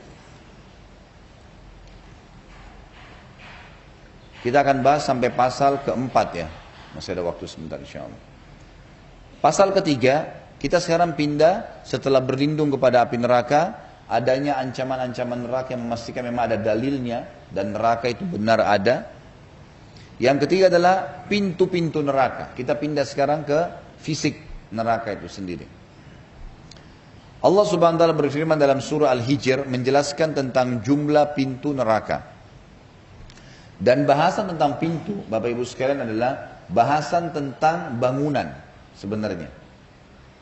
Jadi gini, dari mana kita bisa tahu rumah ini mewah atau rumah ini kumuh?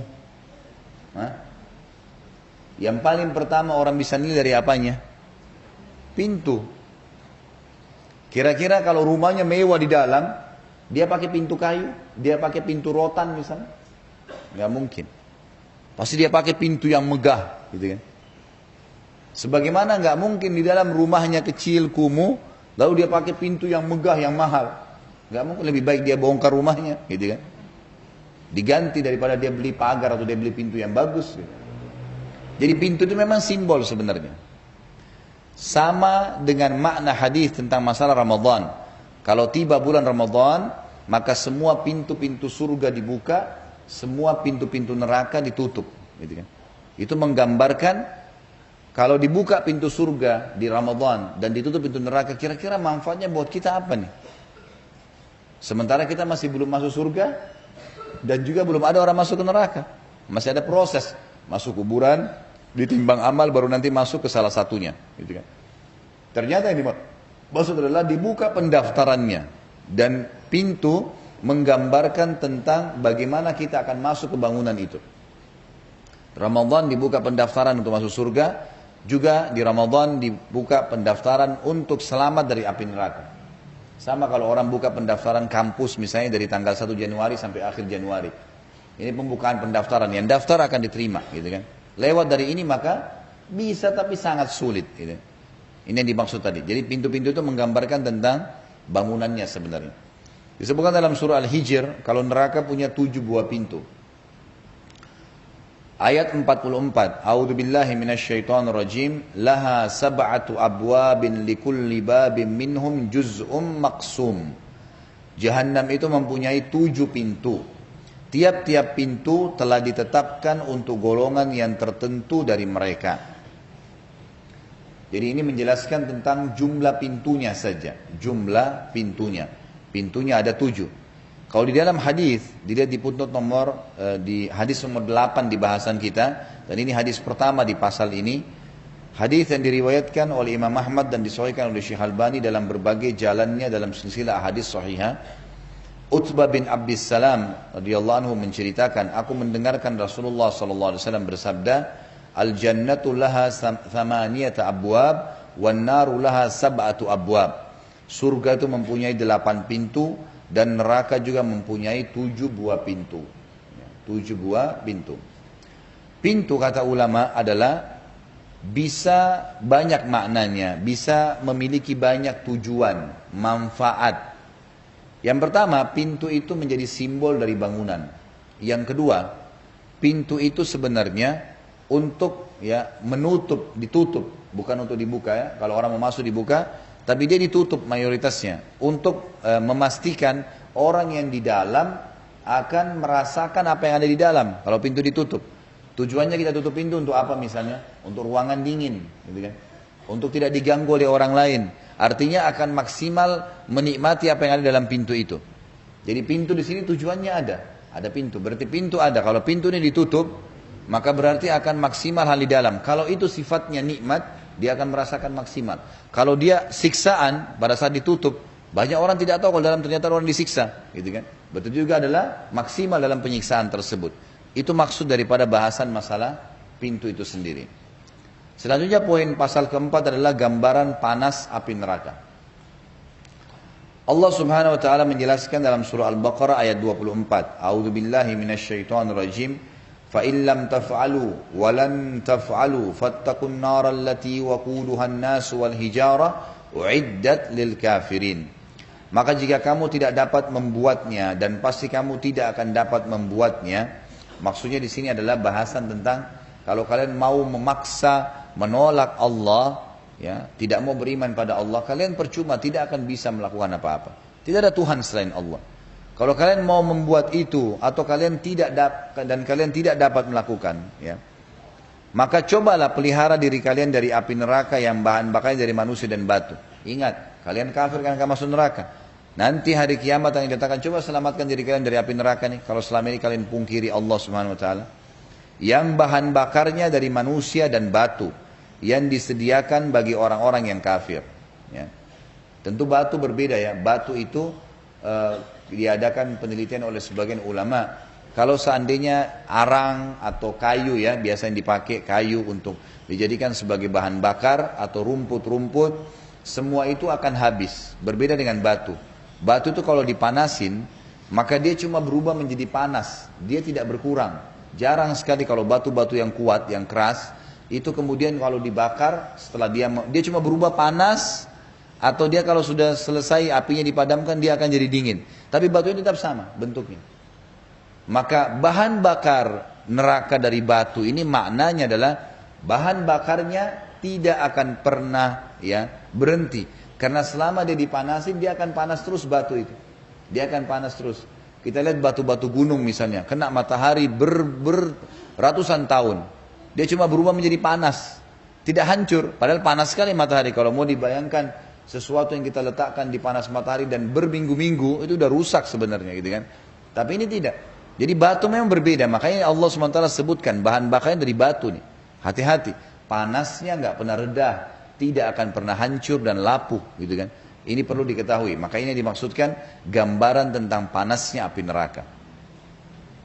Kemudian disebutkan dalam surah Al-Ghashiyah ayat 2 sampai ayat 4. A'udzu billahi minasyaitonir rajim. Wujuhun yawma idzin khashi'ah 'amilatun nasibah tasla naran hamiyah. Banyak muka pada hari itu tunduk terhina di hari kiamat nanti. Wa na'udzubillah. Karena kekufuran mereka. Bekerja keras, lagi kepayahan. Mereka berusaha cari pertolongan sana sini, tapi payah, percuma, tidak ada manfaatnya, nggak ada orang yang mau tolong. Allah mengatakan dalam ayat lain, yauma yafirul mar'u min akhi wa ummihi wa abi wa sahibati wa bani likulli imri'in minhum yauma idzin sya'nu yughni.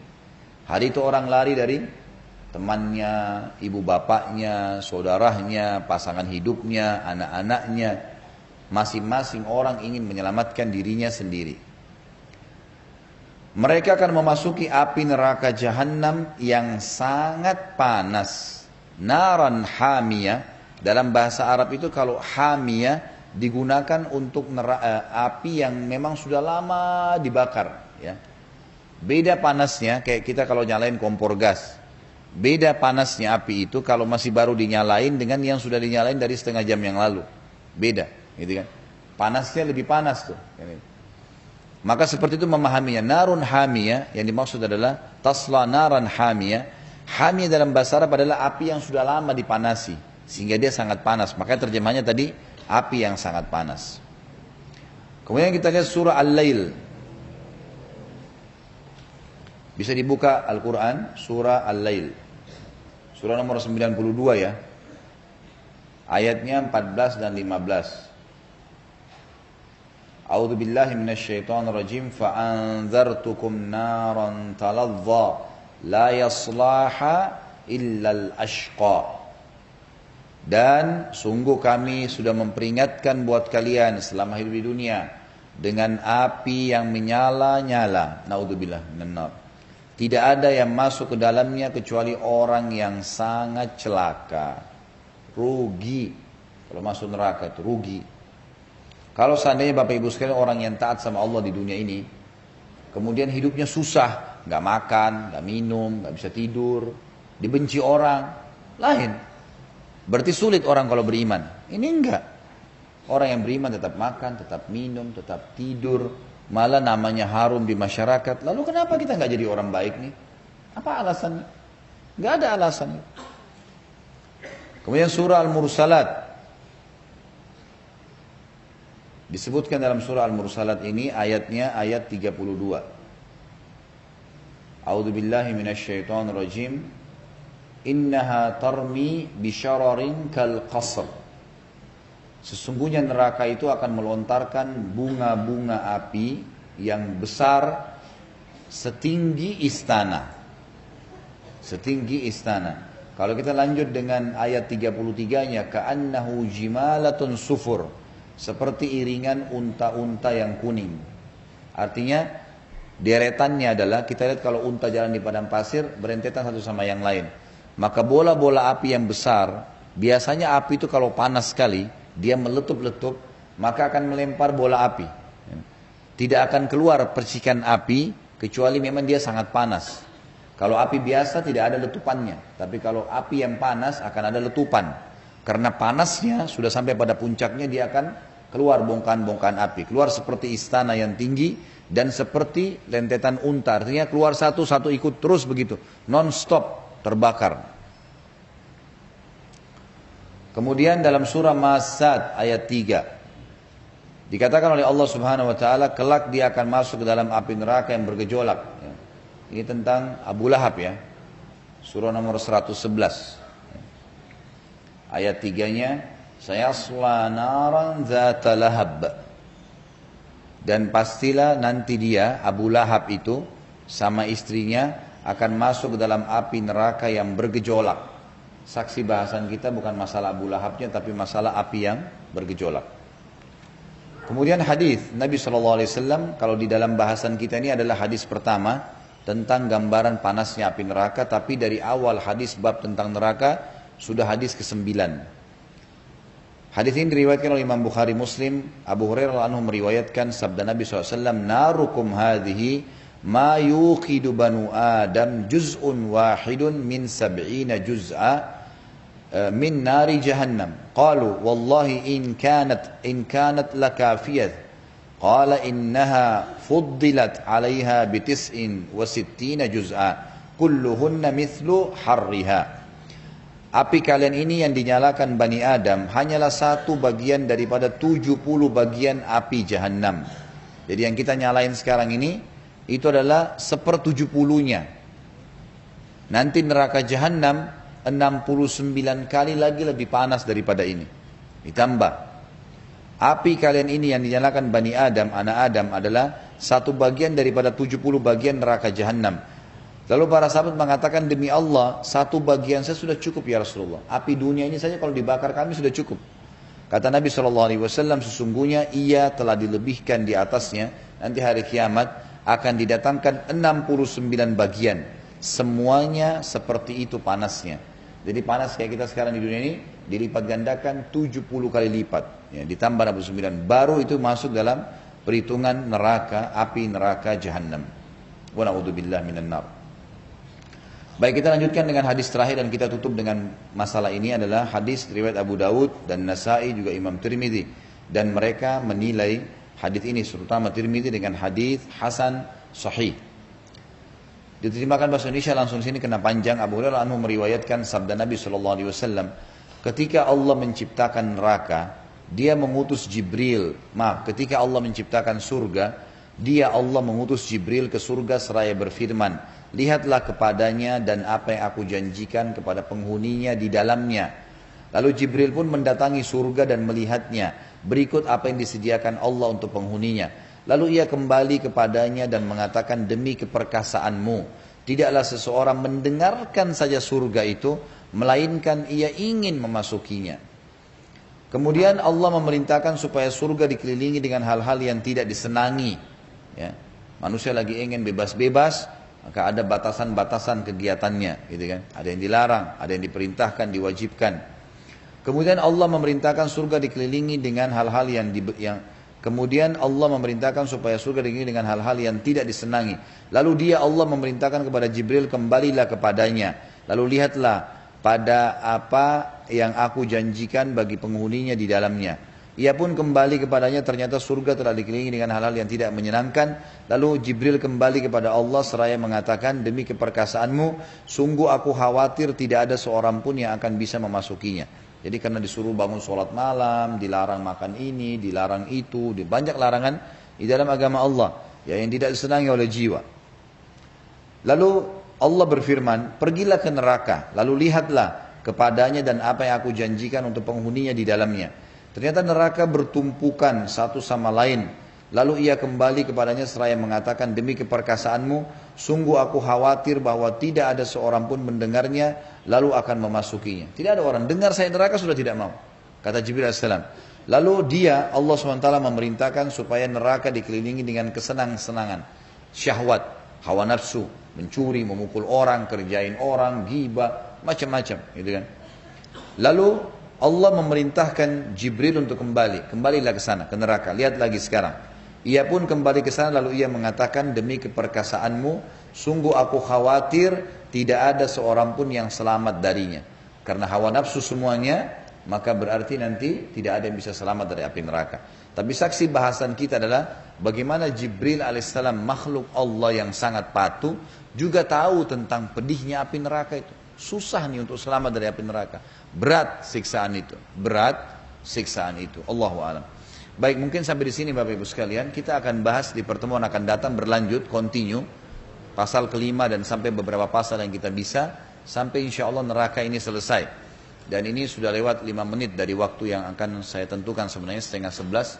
Karena saya akan minta teman-teman yang sudah menerima sumbangan untuk menyampaikan terima kasih kepada jemaah tentang yang diterima, dan juga untuk menyampaikan tentang cerita apa yang beliau bisa menceritakan tentang pengalaman di sana.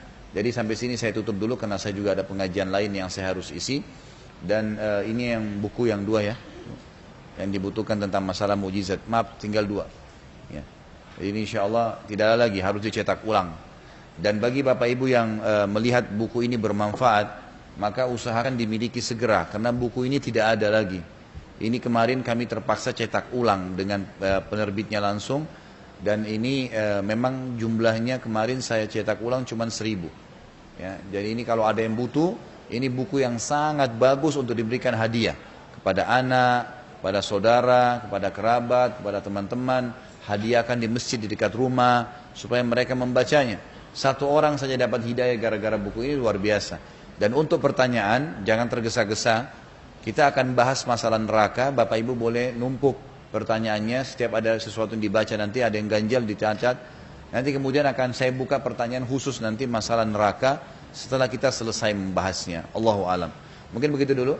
Saya tutup dengan kafaratul majlis. Subhanakallahumma wa bihamdika asyhadu an la ilaha illallah astaghfirullah wa atubu ilaih. Wassalamualaikum warahmatullahi wabarakatuh. Fadhal, mana?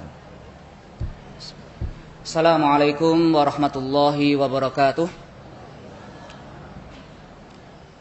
Alhamdulillahilladzi hadana li hadza ma kunna linahtadiya laula an hadanallah. Asyhadu an la ilaha illallah wa la syarika lah wa asyhadu anna Muhammadan abduhu wa rasuluh. Allahumma shalli wa sallim wa barik alaihi wa ala alihi wa ashabihi ajma'in wa man tabi'ahum bi ihsanin ila yaumiddin.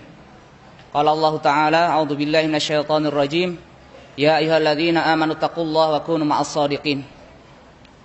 Wa qala Rasulullah sallallahu alaihi wasallam, ittaqillaha haitsu ma kunta wa atbi'is sayyi'atal hasanata tamhuha wa khaliqin nasa bi khuluqin hasanin. Hadirin wal hadirat, Bapak Ibu yang dirahmati oleh Allah Ta'ala, alhamdulillah kami memuji kepada Allah atas kesempatan yang Allah berikan untuk berjumpa dengan saudara-saudara di sini. Salat dan salam semoga Allah limpah curahkan kepada Rasulullah Muhammad sallallahu alaihi wasallam, kepada keluarga, sahabat dan para pengikut yang setia menjalankan sunnahnya hingga yaumul qiyamah. Dan semoga Allah Ta'ala memberikan kekuatan kita untuk dapat ittiba kepada beliau zahir dan batin, sehingga kita diakui sebagai umat beliau sallallahu alaihi wasallam.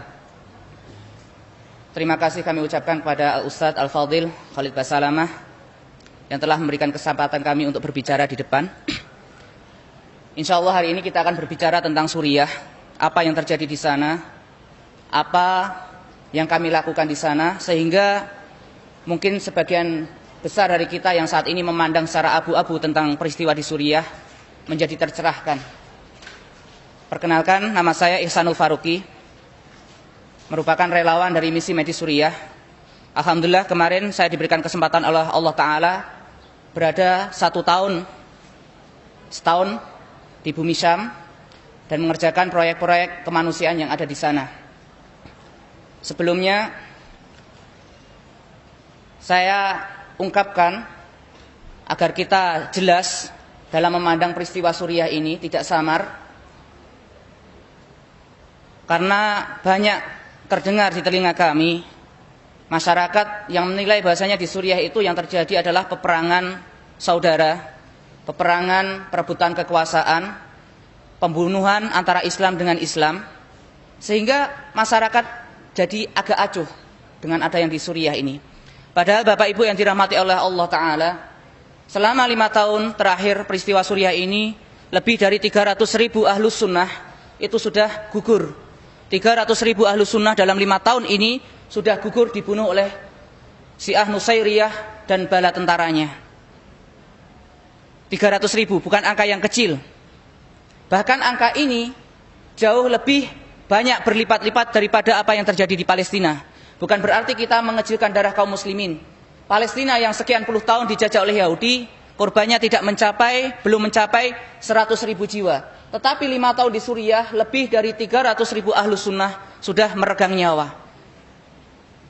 Dalam 2 hari kemarin di Ghouta Syarqiyah, 2 hari pemerintah rezim Nusairiyah menjatuhkan bom kimia. Dalam 2 hari membunuh 2.500 ahlus sunnah. Di Banias, di Provinsi Latakia yang kami tempati, dalam 1 hari orang Syiah Nusairiyah membunuh ahlus sunnah dengan pisau tajam, disembelih 1.000 orang meninggal. Tetapi banyak kita yang tidak mau tahu. Saya jelaskan bahwasanya sekarang yang berkuasa di Suriah itu bukanlah sunnah, bukanlah orang Islam. Bashar al-Assad, presiden sekarang, itu adalah pemeluk agama Syiah Nusairiyah. Apa itu Syiah Nusairiyah? Di dalam kitab Mausu'ah Muyassarah fil Adyan, Syiah Nusairiyah itu merupakan sebuah sekte yang dibentuk di masa 4 Hijriyah oleh seorang yang bernama Muhammad bin Nusair, merupakan pecahan daripada sekte Syiah. Syiah pecah menjadi banyak sekte, dan Nusairiyah ini menjadi salah satu sekte yang paling sesat di antara Syiah. Maka dikatakan Ibnu Taimiyah rahimahullah ta'ala dalam kitab yang sama, bahkan mereka Syiah Nusairiyah lebih kafir daripada Yahudi dan Nasrani. Karena mereka meyakini dalam akidahnya bahwasanya Allah itu adalah Ali dan Ali adalah Allah. Mereka tidak meyakini sholat, tidak meyakini zakat, tidak meyakini haji. Mereka punya syariat sendiri. Dan saat ini mereka lah yang berkuasa di Suriah. Dan sebelumnya Bapak Ibu yang dirahmati oleh Allah Ta'ala, peristiwa Suriah ini bukan hanya terjadi 5 tahun terakhir. Di awal tahun 80, bapaknya Bashar al-Assad, Hafiz al-Assad, laknatullah alaihi fi qabri, semoga Allah melaknatnya di dalam kuburnya, telah membantai ahlu sunnah dalam 1 bulan lebih dari 40.000 di provinsi Hama. Dan kenapa kita harus peduli terhadap Suriah? Terhadap Suriah, saya akan katakan ini sesuai dengan, saya akan berikan sabda-sabda Rasulullah SAW yang berkaitan tentang Suriah ini. Kenapa kita harus peduli? Rasulullah SAW bersabda, "Idza fasada ahlus Syami fala khaira fikum." Jika penduduk Syam itu rusak, maka tidak ada kebaikan untuk kalian. Itu menjadi barometer. Ketika ahlus Syam, di mana Suriah di dalamnya itu rusak, maka tidak ada kebaikan untuk kalian. Kalian semua orang muslimin. Dan hari ini kita tahu Bapak Ibu, kita berada di zaman fitnah. Di akhir ujung dunia, di mana tanda-tanda kiamat sudah hadir, di mana maksiat merajalela. Dan tahukah Bapak Ibu, ketika maksiat merajalela, di manakah patokan iman itu berada? Maka Rasulullah sallallahu alaihi wasallam bersabda, "Fal imanu idza waqa'atil fitanu bisyami." Dan iman itu ketika terjadi fitnah merajalela, maka iman itu tempatnya di Syam. Tempatnya itu di Syam. Dan dikatakan dalam hadis yang lain, alaika bisyam, alaika bizaman. Waktu itu Rasul mengatakan, kalian wajib, saya siru jundun mujannadah, satakununa jundun mujannadah. Kalian akan menjadi pasukan berlapis-lapis. Alaika bisyam, alaika bizaman, alaika biyaman. Kalian akan menjadi pasukan berlapis-lapis. Wajib kalian berada di Yaman atau di Syam. Maka salah seorang sahabat mengatakan, "Khirli ya Rasulullah, pilihkan untuk wahai Rasul, alaika bisyam." Kalian wajib di Syam. Di sanalah nanti tonggak sejarah akan berubah. Di sanalah yang disebut gerbang Malhamah Kubro. Perang dunia terakhir itu bermula dari Suriah. Kalau saat ini kita peduli dengan Palestina Bapak Ibu, kita peduli dengan Palestina dijajah oleh Yahudi, ketahuilah Palestina selamanya tidak akan bebas sebelum Suriah itu dibebaskan. Itulah. Dan di sanalah nanti Dajjal akan dikejar dan dibunuh di Yerusalem, di Babulut. Di sanalah Imam Mahdi akan berperang nanti. Di sanalah Isa akan turun di Al-Manarah Al-Bayda, di Menara Putih, tempatnya di Damaskus. Di sanalah yang dikatakan Fustatul Muslimin, benteng terakhir umat ini. Ini kita berbicara tentang akidah, berbicara tentang nubuwah. Dan hari ini siapapun orang yang tidak peduli terhadap Syam, maka dia perlu dipertanyakan. Karena di sanalah adanya kelompok yang dijanjikan oleh Allah dan Rasulnya, kelompok yang akan memenangkan agama ini. La tazalu min ummati dhahirina 'alal haqqi hatta taqumas sa'ah. La yadurru man khalafahum wa man khadalahum. Akan senantiasa ada kelompok dari umatku yang akan tegak di atas kebenaran hingga datangnya hari kiamat. Tidak akan memberikan mudarat kepada mereka, orang yang mengucilkan mereka dan orang-orang yang menyingkirkan mereka.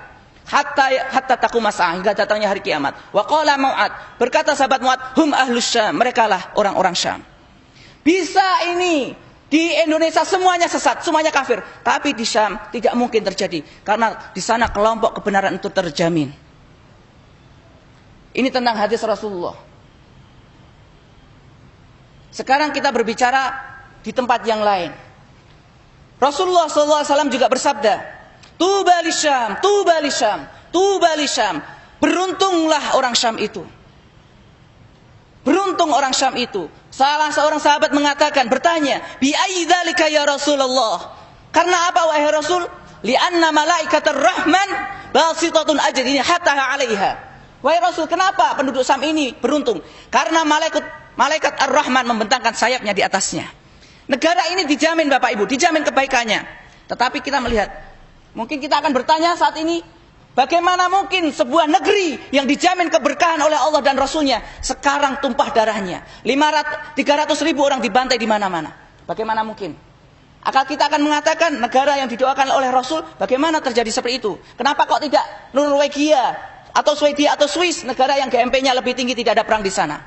Inilah kalau kita berbicara dalam ranah keimanan, tidak seperti logika kita. Mungkin kita melihat kasihan sekali mereka. Tetapi itulah yang memang harus Allah lakukan kepada penduduk Syam. Karena selama 40 tahun penduduk Syam ini berada di bawah tirani kekufuran, yaitu Syiah Nusairiyah. Mereka dijauhkan daripada din. Walaupun hidupnya tenteram, sejahtera, kalau akidahnya diinjak-injak, apa ini dikatakan baik? Tidak. Karena itulah Allah, karena sudah Allah jamin ini kebaikan untuk penduduk Syam, Allah takdirkan namanya jihad fi sabilillah di sana. Kami alhamdulillah 3 tahun terakhir kami beroperasi di sana dengan teman-teman untuk melakukan kegiatan-kegiatan di sana. Seandainya ada infokus atau layar lebar, kalau kita melihat sakit sekali di sana itu, bukan hanya disembelih, bukan hanya dirudal, bukan hanya diroket, bukan hanya ditembaki, di Maldoya, saudara kita ribuan ahlu sunnah diblokade, bantuan satu pun tidak bisa masuk, sehingga anak-anak kita di sana dibuat mati secara perlahan, mati pelan-pelan dalam keadaan kelaparan. Sehingga kalau kemarin ada yang melihat anak kita makan kucing, ada yang makan apa? Rumput. Itulah yang terjadi, makan rumput di sana. Seandainya ada, saya kasih lihat di sana, sampai makan rumput di sana, dan kita tidak mau tahu. Inilah Syam yang dijanjikan oleh Allah Ta'ala. Tempatnya, kalau kita insya Allah orang di sini kan sudah kenal ngaji, kan kenal sunnah. Pasti di dalam hatinya merindukan as-sohbah al-islamiyah al-alamiyah. Kebangkitan Islam secara global. Kebangkitan itu dari sana, dari Syam. Sehingga kemenangan, nanti dikatakan perkara ini akan masuk kepada semua rumah yang diterangi matahari. Itu bermulanya dari Syam sana, bukan dari Indonesia. Apa yang kami lakukan di sana Bapak Ibu? Pertama, kenalkan nama lembaga kami, Misi Medis Suriah. Nanti silahkan yang punya Facebook diambil informasinya, Misi Medis Suriah di sana, kegiatan kami di sana. Pertama kali kami di sana adalah untuk ngurusi rumah sakit lapangan, mendatangkan dokter di sana. Karena banyak rakyat sipil mujahidin ini terluka. Kita buat rumah sakit lapangan. Tetapi ternyata dalam perjalanan waktu, bukan hanya orang sakit di sana masalahnya, orang kelaparan, orang kedinginan ketika winter, ketika musim dingin, orang anak-anak putus sekolah. Akhirnya kita membuat program yang banyak di sana. Alhamdulillah hingga detik ini kurang lebih 30 miliar sudah kami salurkan di sana dari lembaga kami. Apa saja? Namanya Misi Medis. Sekarang kami membuat ma'had Quran, ma'had penghafal Quran yang pertama dari Indonesia untuk rakyat Suriah. Dan selama 1 tahun lebih kami telah membuka pabrik roti. 2 pabrik roti kami operasikan karena orang-orang kelaparan, tidak ada roti di sana. Waktu itu mereka mengatakan, ya akhi, kami kelaparan, bisa tidak kami dibantu? Kami bingung karena kami cuma ngurusi medis. Karena ongkos operasional sebulan itu $15.000. Sementara kami lembaga kecil. Saya katakan kepada pimpinan, gimana ini, orang-orang sudah kelaparan ini. Mujahidin kelaparan, orang sipil kelaparan. Bismillah. Akhirnya dengan izin Allah 1 tahun lebih kita memberi makan orang-orang di sana termasuk mujahidin. Kenapa? Masya Allah saya katakan, dari dana para muhsinin yang dimakan oleh orang-orang yang ribat, orang yang jihad. Maka saya katakan, insya Allah saya katakan sebagaimana yang Rasulullah SAW sabdakan, man jahaza ghazian faqad ghaza. Siapapun orang yang membekali orang yang berjihad di jalan Allah, dia dicatat amalan jihad fisabilillah. Berat di sana. Orang dijauhkan dari din, orang dibunuhi. Bagaimana tidak Bapak Ibu? Ini saya katakan, saya malam itu saya menggendong seorang anak kecil, saya timang-timang. Saya timang-timang bermain itu ke tempat kita, saya timang-timang, saya ajak main. Paginya datang ke klinik kita dalam keadaan kepala terbelah, otak berhamburan karena terkena bom. Seorang anak kecil. Dilihat di depan mata saya. Hari ini saya rangkulan dengan seorang kawan di sana, besok kepalanya sudah tembus terkena tembakan sniper di sana. Dan di sana dihujani bom. Seandainya tahu bom itu seperti apa, masjid ini 2 atau 3 lantai, 1 bom itu cukup untuk menghancurkan sampai ke basement, lantai bawah. Sementara waktu itu Ramadan, saya hitung dalam 1 bulan kurang lebih 650 bom dijatuhkan ke tempat kami. Di Halab, di kota Aleppo, 1 hari 100, kalikan 1 bulan 3.000 bom. 1 bom menghancurkan 3 lantai sampai ke basement. Itu yang terjadi sampai saat ini. Dan mereka sekarang apa? Dibantu oleh kaum Majusi dari Syiah Iran. Syiah Irak datang, Syiah Yaman datang, Syiah Afghanistan datang, orang komunis datang, Amerika datang, semuanya membunuh Ahlus Syam. Dan kita di sini mengatakan tidak ada apa-apa terjadi di sana. Wallahi saya katakan, darah mereka yang tertumpah bagi orang yang tahu, tapi tidak melakukan pembelaan, akan sangat berat di hadapan Allah Ta'ala. Saya katakan, kenapa kita harus membantu? Saya berikan alasan. Kenapa kita membantu Ahlus Syam? Saya berikan cerita. Demi Allah, wahai ummahat, para bapak-bapak ataupun kakak-kakak di sini punya murid, ceritakan kepada mereka. Kenapa kita harus membantu Ahlus Syam? Saya datang ke sebuah masjid. Waktu itu kita ingin membenahi sound system di sana. Dari balik masjid ada suara anak-anak mengaji. Anak-anak mengaji. Saya tanya sama seorang ikhwan di sana, Afan akhi itu siapa? Anak-anak sedang mengaji. Ikhwan ini kemudian menyambung cerita, ya akhi, antum tahu? Kamu tahu siapa yang ngajar anak-anak itu? Afan anak nggak tahu. Itu seorang ummahat, seorang ibu yang suaminya di awal medan jihad syahid. Dan kemarin baru saja anaknya usia 14 tahun berangkat ke medan jihad. Anaknya ini menginjak ranjau. Meledak ranjaunya, terburai badannya. Maka ketika datang seorang ikhwah datang kepada ibunya ini, wahai ibunda, wahai bibi, ada berita untukmu. Berita apa? Anakmu di medan pertempuran menginjak ranjau dan meninggal. Ibu ini mengatakan apa? Seorang janda ini, alhamdulillah Allah telah menerima anakku sebagai seorang syahid. Apakah tidak layak mereka dibantu Bapak Ibu? Kalau kurang lagi saya katakan, saya tidak akan berpanjang di sini. Hari itu kami dengan teman-teman, kami biasa ke kamp pengungsian. Ke kamp pengungsian untuk melakukan apa? Pengobatan kepada anak-anak di sana atau penghuni di sana. Waktu itu kami mendapat jadwal di perbatasan Turki, masih masuk Suriah. Namanya kamp itu ada kamp pengungsian Ummahatul Mukminin. Di mana yang tinggal di situ semuanya adalah janda syuhada. Semua suaminya itu syahid di medan jihad. Mereka tinggal di kamp-kamp pengungsian. Keadaan lapar. Mereka kesehatannya sudah kacau semuanya. Kami datang ke situ. Kalau kami datang, itu kita punya tim dokter masuk kan di kamp pengungsian, saya tidak masuk. Saya berada di luar. Saya berada di luar. Dan kebiasaan saya, kalau ke sana, saya bawa tas ransel paling besar itu, yang ukuran 15 kilo. Saya datang ke sana, saya penuhi itu semua dengan biskuit atau dengan kue. Karena anak-anak camp kan banyak sekali. Untuk sekedar menghibur mereka. Ketika datang saya kumpulkan, ayo anak-anak, ayuhal atfal, ta'aluhuna. Ayo, kumpul sini sama paman. Paman ingin mendengar satu-satu dari kalian yang bisa menghafal Al-Quran, saya berikan biskuit ini. Yang bisa menghafal hadis satu, saya berikan biskuit ini.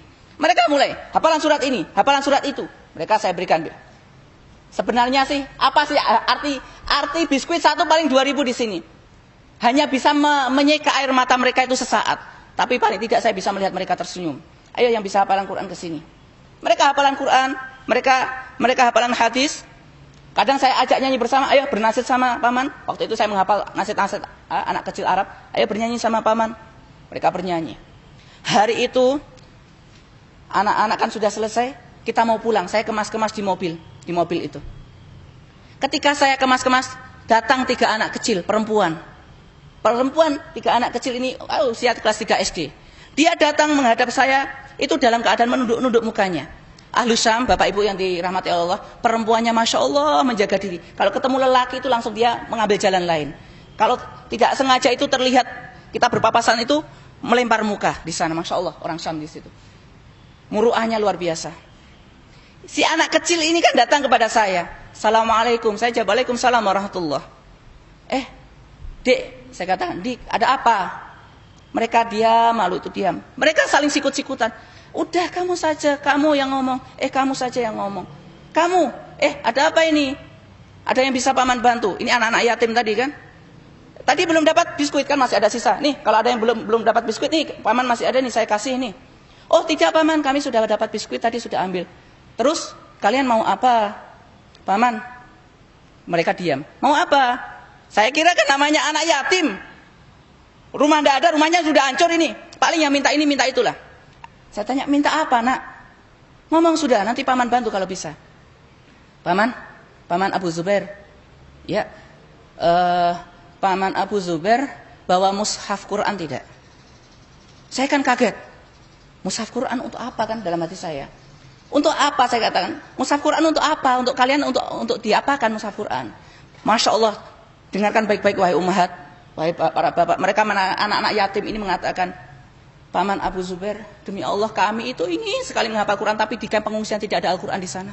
Bisakah paman berikan Al-Quran untuk kami? Waktu itu saya sudah tergoncang hati saya, air mata sudah deras menetes, sudah hancur hati saya waktu itu.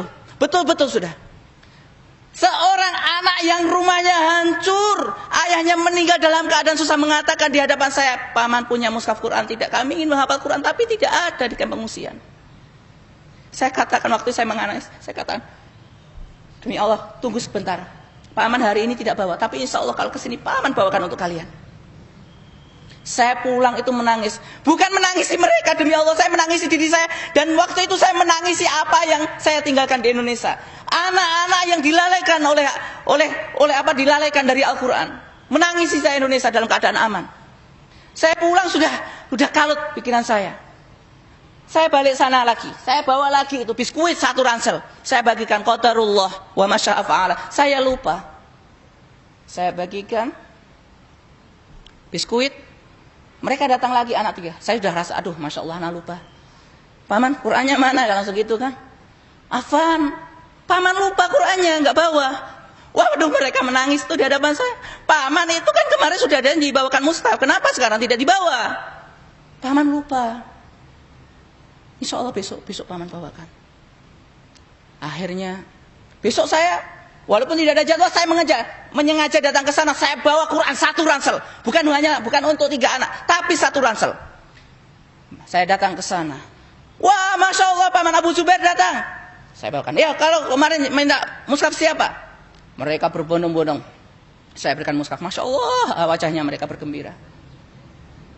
Dan tahu siapa yang paling bergembira? Saya. Bapak Ibu yang dirahmati Allah Ta'ala. Di sana anak itu menghafal Quran itu dalam taruhan nyawa, Bapak Ibu. Demi Allah dalam taruhan nyawa. Gak percaya?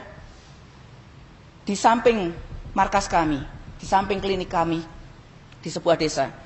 Sore-sore, anak-anak kecil ini kan menghafal Quran di masjid seperti ini. Menghafal Quran. Kurang ajarnya rezim Syiah itu. Didatangkan itu helikopter, dijatuhi bom Birmil. Meledak di samping masjid, hancur kaca itu. Anak-anak terpental, terkena kaca, mereka berdarah-darah waktu menghafal Quran. Alhamdulillah, waktu itu tidak ada yang meninggal, cuma karena kena sampingnya. Tetapi bulan Sya'ban kemarin, di Dar'a, puluhan anak menghafal Quran, sedang mereka menghafal Quran dalam halaqah. Rezim laknat ini, mereka meluncurkan rudal jelajah dalam jarak sekian kilo, tanpa ada muqaddimah, tidak ada suara. Dihancurkan masjid itu, 23 anak langsung syahid waktu menghafal Quran. Saya katakan, di sana itu anak-anak kita menghafal Quran itu betul-betul dalam tumpahan darah. Mereka itu menebus semuanya itu, 1 ayat itu 1 nyawa, saya katakan di sana. Dan di hadapan mata saya, Masya Allah, anak-anak di sana loh, semangatnya luar biasa. Sehingga kami kemarin, kalau seperti ini, kita akan membuat ma'had untuk mereka, untuk anak-anak ini. Alhamdulillah kita sudah buat ma'had, sudah berdiri. Ma'had kita namanya Ma'had Khalid bin Walid. Bagaimana tidak kita ingin membuat ma'had? Saya tanya anak-anak ini, di sebuah ma'had binaan kita 1.500 anak santri. Mereka menghafal Quran, belajar ilmu din. Saya tanya ini, saya pegang pundaknya, saya rangkul tuh. Ya akhi, anak kecil. Akhoe, saudaraku, ini kalian sudah menghafal Quran. Kalau sudah selesai, apa yang akan kalian lakukan di sana? Setelah ini apa yang akan kalian lakukan? Mereka dengan tegas mengatakan, dengan Masya Allah, betul-betul wajah kesatria mereka mengatakan, sanujahidu hatta nastazid. Kalau kami sudah menghafal Quran selesai ini, kami akan berjihad di jalan Allah sampai kami syahid. Wallahi, di sanalah kita harus belajar, Bapak Ibu. Seorang ibu mengatakan, saya itu waktu nangis seorang ikhwan kita tertembus kepalanya mati. Saya menangis di hadapan bapaknya, sabar ya Pak. Beliau tepuk pundak saya ditepuk. Beliau tersenyum mengatakan, ya dia tetap menangis karena kasih sayang seorang ayah. Tapi beliau tersenyum menepuk pundak saya. Hani'uni ya ikhwah. Hani'uni ya ikhwah. Lianna waladi syahidun. Berikan selamat kepadaku wahai ikhwah. Berikan selamat kepadaku. Sesungguhnya anakku saat ini menjadi seorang syahid. Seorang ibu dikatakan anaknya, dia mengatakan di hadapan masyarakat, wallahi al-an, demi Allah sekarang, al-an nastati'u an narfa'a ra'sana amaman nas lianna ladaina syahidun. Demi Allah sekaranglah kami bisa mengangkat kepala kami di hadapan seluruh manusia karena saat ini kami memiliki syahid di rumah kami. Itulah Syam. Kenapa kita harus membantu? Saya tidak akan mengatakan, saya tidak menghibah belas kasihan di sini. Tapi saya katakan, di sini kita belajar di mana ikatan yang paling kuat dalam akidah adalah al-wala wal bara'. Ikatan akidah saya katakan. Untuk apa saya menjual belas kasihan? Untuk apa saya menjual orang-orang yang terluka? Tidak. Karena saya berbicara bukan di hadapan orang komunis, bukan di hadapan orang ateis. Karena untuk Suriah cukup menjadi manusia untuk kasihan itu. Jadi orang ateis saja cukup kasihan kalau dia masih manusia. Tapi saya berbicara karena ini di hadapan saya adalah orang-orang Islam dan saya tahu Allah titipkan di dalam hatinya, di atas pundaknya kalimat syahadat. Dan itu ada konsekuensinya. Dan ini urusan darah kaum muslimin Bapak Ibu. Urusan kaum muslimin. Memang berat. Saya waktu itu katakan di hadapan saya sendiri. Wallahi demi Allah, seandainya saya melihat itu semua dan seandainya saya berpangku tangan tidak bisa membantu mereka, demi Allah ya Allah, saya minta dicabut hari ini nyawa saya karena saya akan berat bertanggung jawab di hadapan Allah Ta'ala. Karena ini hujah darah kaum muslimin, hujah darah. Kita akan menjadi pembunuh-pembunuh yang senyap karena kita tidak mau bergerak. Seperti yang mereka katakan, suku tukum qatalana wa yaqtuluna. Diamnya kalian telah membunuh dan akan terus membunuh kami. Saya katakan dengan teman-teman, kalau kita sudah tidak bisa lagi ini untuk berbuat kepada mereka, lebih baik hari ini kita mati di hadapan. Kita mati saja hari ini, karena akan berat kita menjauh di hadapan Allah Ta'ala. Hari ini kita bisa duduk dengan saudara kita makan enak. Di sana darah mengalir terus-menerus. 300.000 hadirin. Orang dibantai di sana. Dibuat kelaparan.